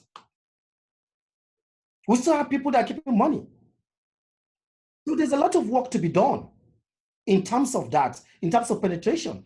One, they need to also increase and subsidize and also make sure that we have most of our rural areas are being captured, whereby you can be able to access the basics, which is internet.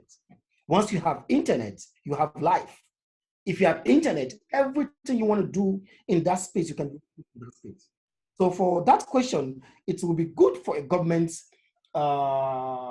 minister, maybe a minister of communication or a DG of NIDA or an EC of SCC. But I think I need to make it very clear that it's still very poor. The penetration is still poor. Okay. Temitope Ekundayo is asking, building distributed teams across Africa, how has your experience helped in finding talents to work with? Exciting questions. You see, there's one thing about businesses. I always tell entrepreneurs that you need to use the power of collaboration. You are not, I don't know it all. I can't do it alone. I don't know it all. I can't do it alone. I need to leverage on. That's why there's a power of co-founding partners. A lot of people, when they're doing business, they want to do alone, one-man army, one-man show. When you collaborate, when you utilize, it's part of a success story. Part of our password for our success story is collaboration, collaboration, collaboration. So once you have partners, you leverage on each other's strengths. The fastest I can go is 5 speed. Once I add my partner's 5 speed with my own 5 speed, is 10. Once I add his own 10 with another 5, is 15. With another 5, it's 20. You can imagine the speed we can go.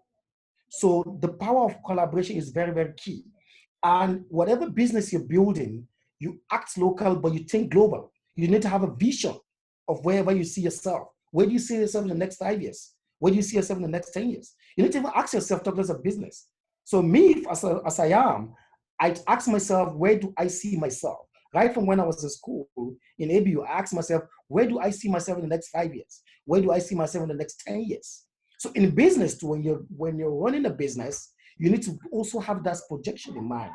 You need to have that vision of where you intend to see yourself. You need to work towards it and actualize it. Yes, we've leveraged on collaborations and strategic partnership. We've built capacity around the globe in terms of networking. We engage in going to events that have strategic advantage to our businesses, to learn, to connect, to engage to understand what is going on within the space. So that has really helped us in whatever we're doing. So in terms of recruitment as well, it will now know that we're not even hidden because we're household name. Once we put up a publication in the different places that we're going to, people need you, people call you, people check you, people ask you. That's what we do.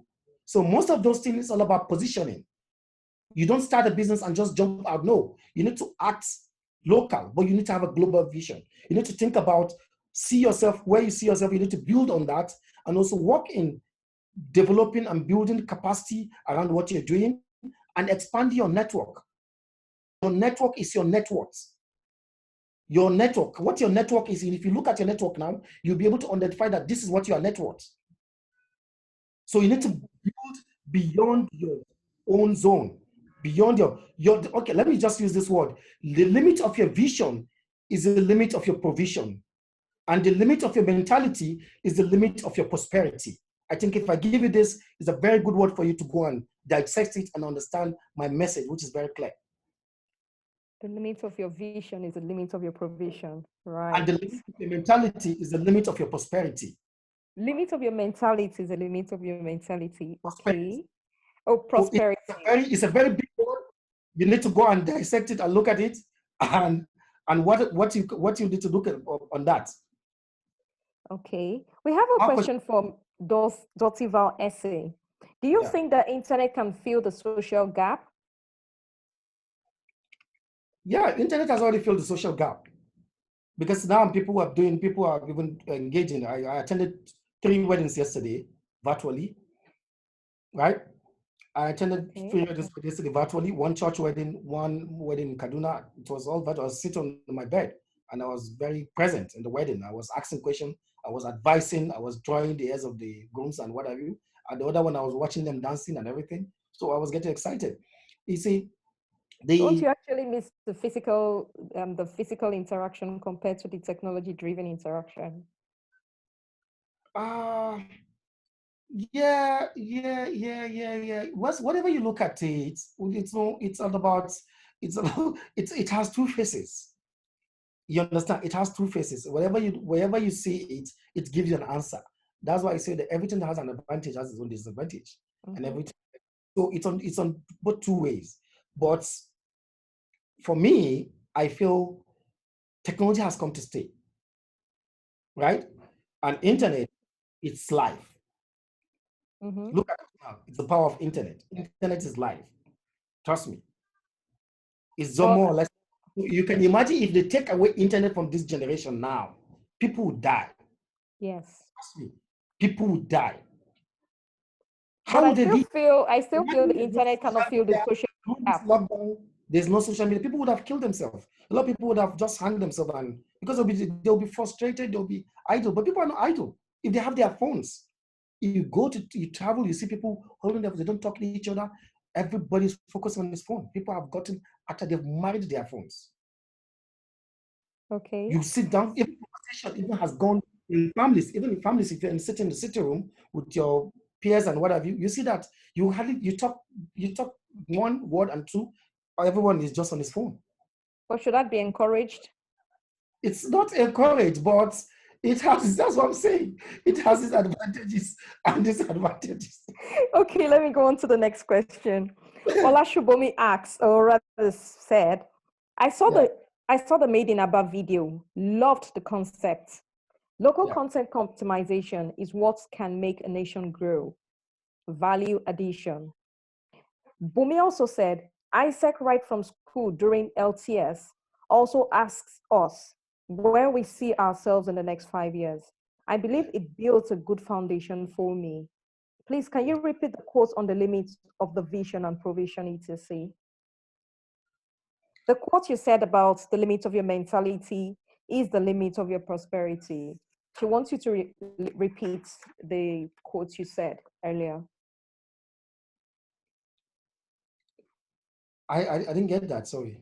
Bumi wants you to repeat the quotes. You know the quotes you said about the limit of your mentality is the limit of your quote. All right. Okay, yes. I thought you were saying that I should accept it. Okay. What I said is the limit of your vision is the limit of your provision. The limit of your vision is the limit of your provision. And the limit of your mentality is the limit of your prosperity. Okay. And there's another thing that I wanted to, because someone asked a question about he's talking about the made in Abba video. You see, change innovation is the ability when you develop talents to skills, and also when you develop passion to business. Okay. Does any other person have a question? Because he has far exceeded his 30 minutes. We've kept him for an extra 15 minutes. Do we have any other questions?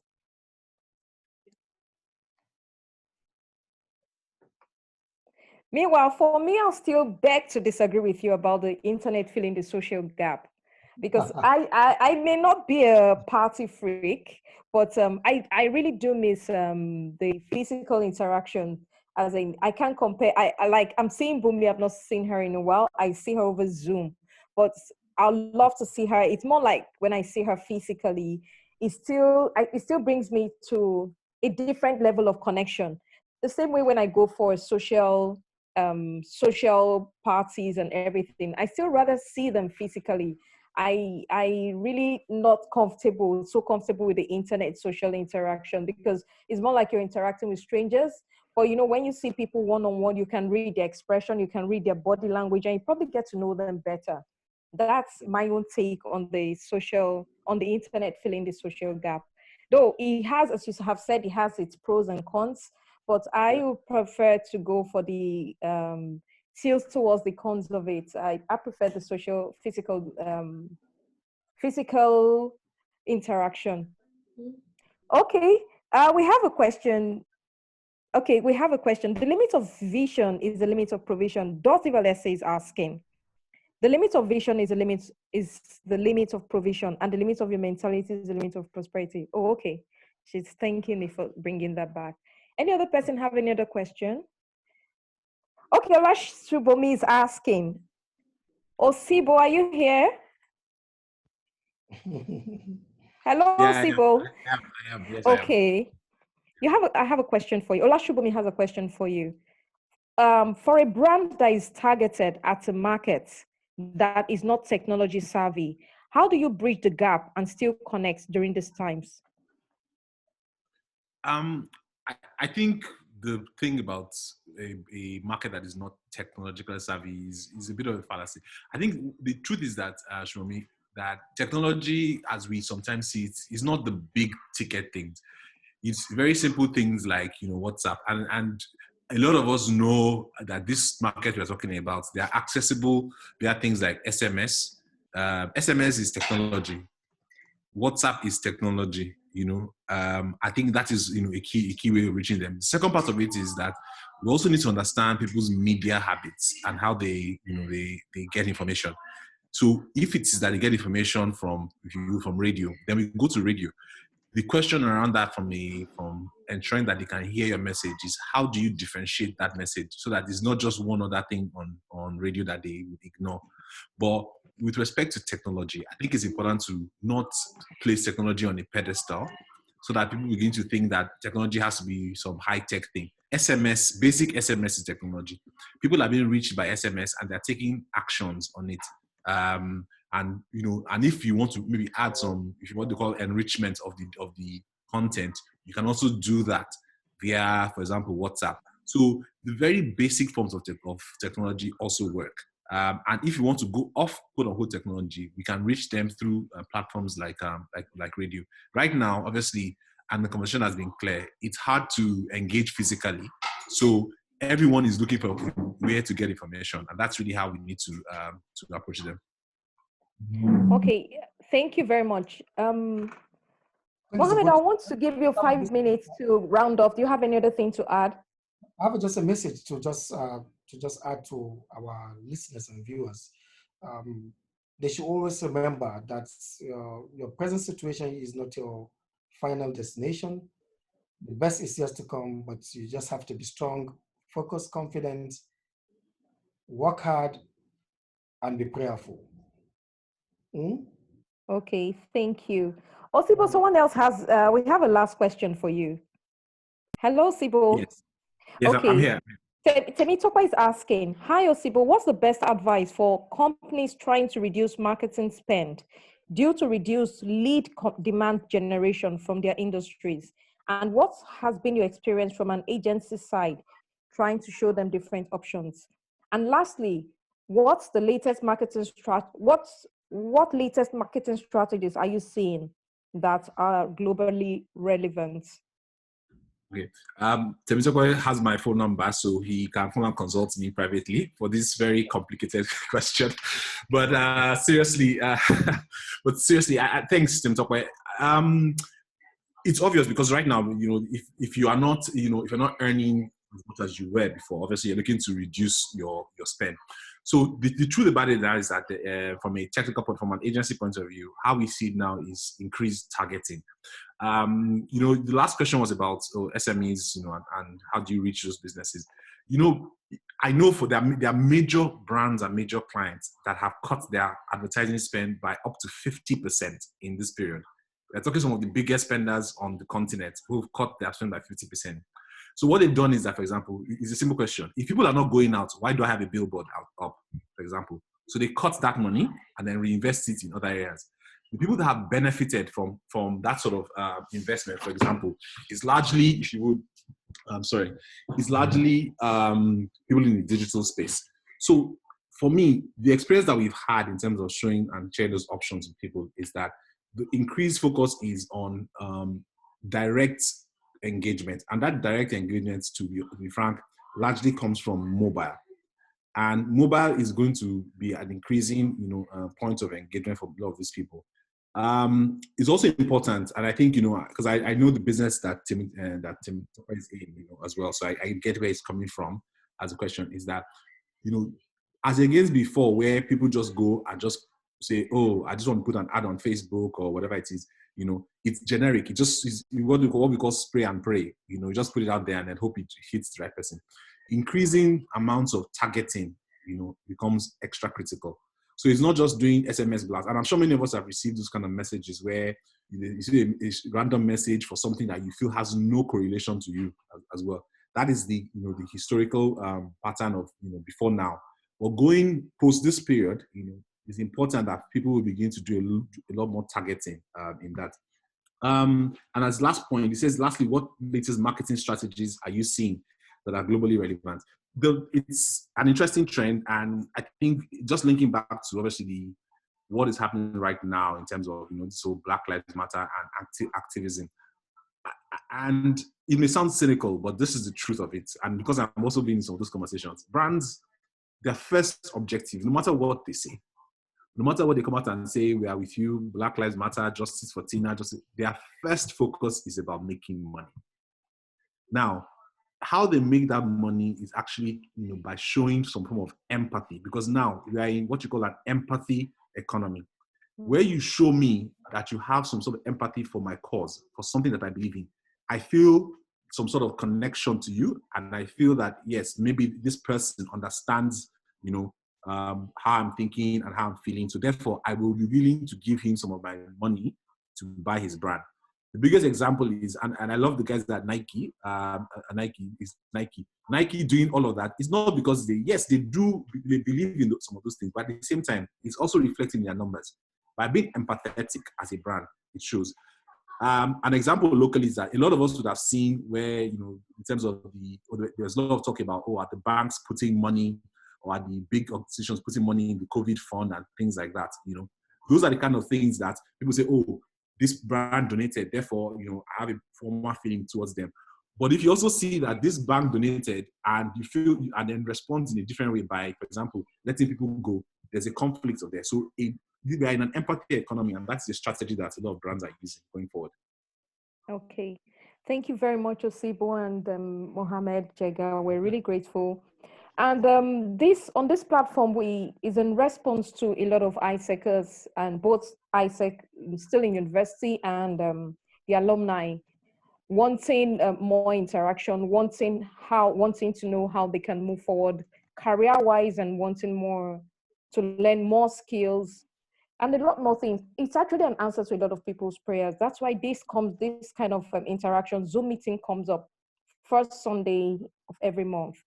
Meanwhile, there's been a controversy about another WhatsApp group was created, and Bumi would like to address that. Bumi, you have the floor. Thank you very much. We are so sorry. We have taken so much of your time. Thank you, Osibo. Thank you, Jaga. And you have so much wealth of things you want to tell us, but we can't take it all here. I'm sure we're going to call you back, from what's it called, certificates to empathy economy. We have only scratched a tip of the iceberg, but I do not want to take much more of our time. People have been here for over an hour. I thank you for being here, and I believe we will call you two back, please. All right. It's not much of a controversy, but thank you. A clarification. Okay. You were saying something. Okay. Okay. All right. So it's more of a clarification of something that happened today. ISEC Alumni Nigeria is a strong knit organization, and to a large extent, we are hoping to even attract more of the new people who are leaving school. And in course of interacting and surveys, this Zoom meeting was born as a yearning of adding value to ISEC alumni members. And I believe we will continue to do that in response to our members' yearnings. However, there was another ISEC Africa alumni group created, and a link was put on our ISEC alumni chat group to recruit people. And there was a misunderstanding because it was all of a sudden, and in decorum, in the case of decorum, nobody was aware of what this group was, and people transitioned straight into it. So upon consultation, ISEC Alumni Africa with the president and the EB, I believe, I'm not sure if Omar is still here. Omar is the president of ISEC Alumni Africa, on whose platform we're even having, ISEC Alumni Africa, we're having this Zoom meeting. And from there, the EB and the president were of the opinion that we're not aware of this group, and hence the disclaimer from myself. However, the ISEC Alumni Africa EB and the president have investigated and have realized that, okay, it is not a rogue, faction. And to that effect, it is also another channel of communication. I hope this clarifies any questions we may have. It is ISEC Africa Alumni Platform, where ISEC alumni from all over Africa meet. And as at when it was posted, ISEC Alumni Nigeria EB was not informed. ISEC Alumni Africa EB was not informed. Hence, we collectively came up with the disclaimer that I posted. However, that has led to further investigations and engagement, and the ISEC Alumni Africa EB has communicated to us that it is not a rogue faction. However, it is another platform where ISEC Alumni Africa members can interact. I hope this clarifies and lays to rest, because we are a forward-looking organization, and controversies, things that are not so productive, are not our forte. For example, this Zoom, I have learned a lot, I have written a lot, and I hope to still keep learning. And that is why I wanted to address this first and foremost. This, my statement, I will also put on the chat group for the benefit of those who are not here. Thank you for your time. This is 7:28 from 6 p.m. We cannot allow anybody to stay any longer. It's not morally right. We have people with families that need to be attending to their families, and people who budgeted 1 hour, maximum 1 hour 15, but now we're going to 1 hour 30. I must apologize on behalf of the entire AAN that we took this long, but we will still keep bringing you the alumni talks in response to your yearning. Thank you very much. Thank you very much for having us. We really appreciate. Thank you very much for a very insightful. We'll look at how we be able to engage more, and we appreciate you for your clarification and also for the opportunity. It's a very good one. So let's just take it up. Thank you very much. Thank you very much, Osipo. Thank you, Zainab. Wonderful job moderating. Thank you. I can see my former president, Idris Yakubu, Makaiva, Osipo, everybody, Temitokpe. I'm so grateful for you to be here. And please, we're also enlisting new speakers. My former president as well, Brenda Nwagu, is here. And Brenda always has something to say, so I'm going to unmute her. I know Brenda very, very well. I'm sure she has something to say. I'm going to give her that respect, if you don't mind, being my predecessor. So I've unmuted her, so she's very opinionated. Brenda, could you, if you want to take 1 minute, oh no, the 1 minute is even gone. Brenda, 2 seconds. Am I opinionated? Oh boy. Everybody knows. Thank you so much for giving me the floor. And I really, really, I'm so impressed with progress being made. And I'm happy that more and more people are getting engaged and we're getting more value out there for alumni and even for ISECAs. I just want to add that we should also remember that there's a mentorship program that is being, promoted. Please get involved. Please join it and let's, add value to our ISECAs and make them better. Thank you so much. Thank you. Thank you very much, Brenda. Thank you, everybody. I'm so grateful. Oga Idris, I'm so sorry. I just cannot. Oga Idris, Oga Shola, they've been on here. Please, 1 second.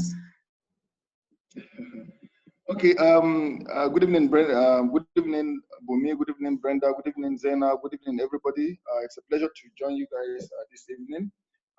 This is my first time of joining the Alumni Talk series, and I want to commend, the EB and all those who have thought this through. I missed that of last month. I think I had another meeting that I was hosting somewhere, and so I had to ask Bumi to remind me. Bumi, thanks for the reminder earlier. I joined immediately, I saw it. So it's a pleasure to join you. And I want to say this is very good, quite creative, and so much to have learned. It's nice to hear from Mohammed and nice to hear from Osipo. And I look forward to participating in future events. I will talk offline to see how some of us can get involved as well. So thanks again, and have a very good evening, everybody. Good evening, my former president, Shola. Nice to see you online as well. Bye-bye. Thanks. Thank you very much, Guy Idris. I can't see Mr. Oyetayo anymore. I think he has left. I would have wanted him to say 1 or 2 things. But in the light of, he's still there? Oyetayo. Yes, I saw him before I started speaking. I can't see him anymore. I think he has left. He has left. He has left. All right, thank you very much for staying till the very end. We are so, so grateful. Let's make it a very exciting date again. First Sunday of July, we have some very most vast topics coming up. Do not miss it. Thank you very much. Hey, Isaac, have a great evening. Good night. Yeah. Bye. Good night. Thank you. Yeah, Tinji, good evening. Lafia, sir.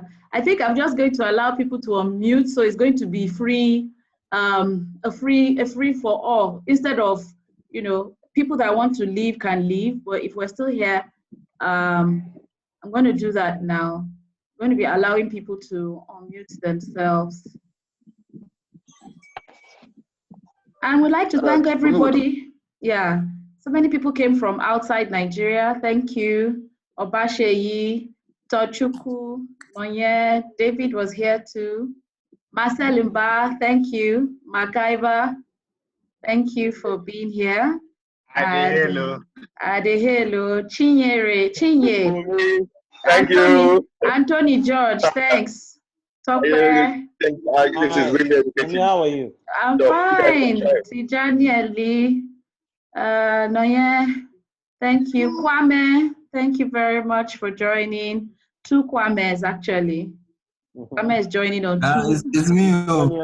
Okay. All right, Kwame, thank you. I'm here because of Osibo. When I joined, I said he was the African director then, so he used to come and help us with our processes. Can you imagine? That is lovely. I hope you learned a lot. I did. Okay. Tochukwu, thank you for coming. Obasheyi. All right, then. I think we can call it a day and guys, officially nice meet. day. So next one is going to be wonderful. Thank you for me for having us. It was a great time. Thank you very much. Thank you, It was TC. nice. Thanks to the speakers. Nice job. The speakers did a really good job. Thank you. All right, then I'm officially ending it now. Nice to Thank meet you. everybody. All right. Bye.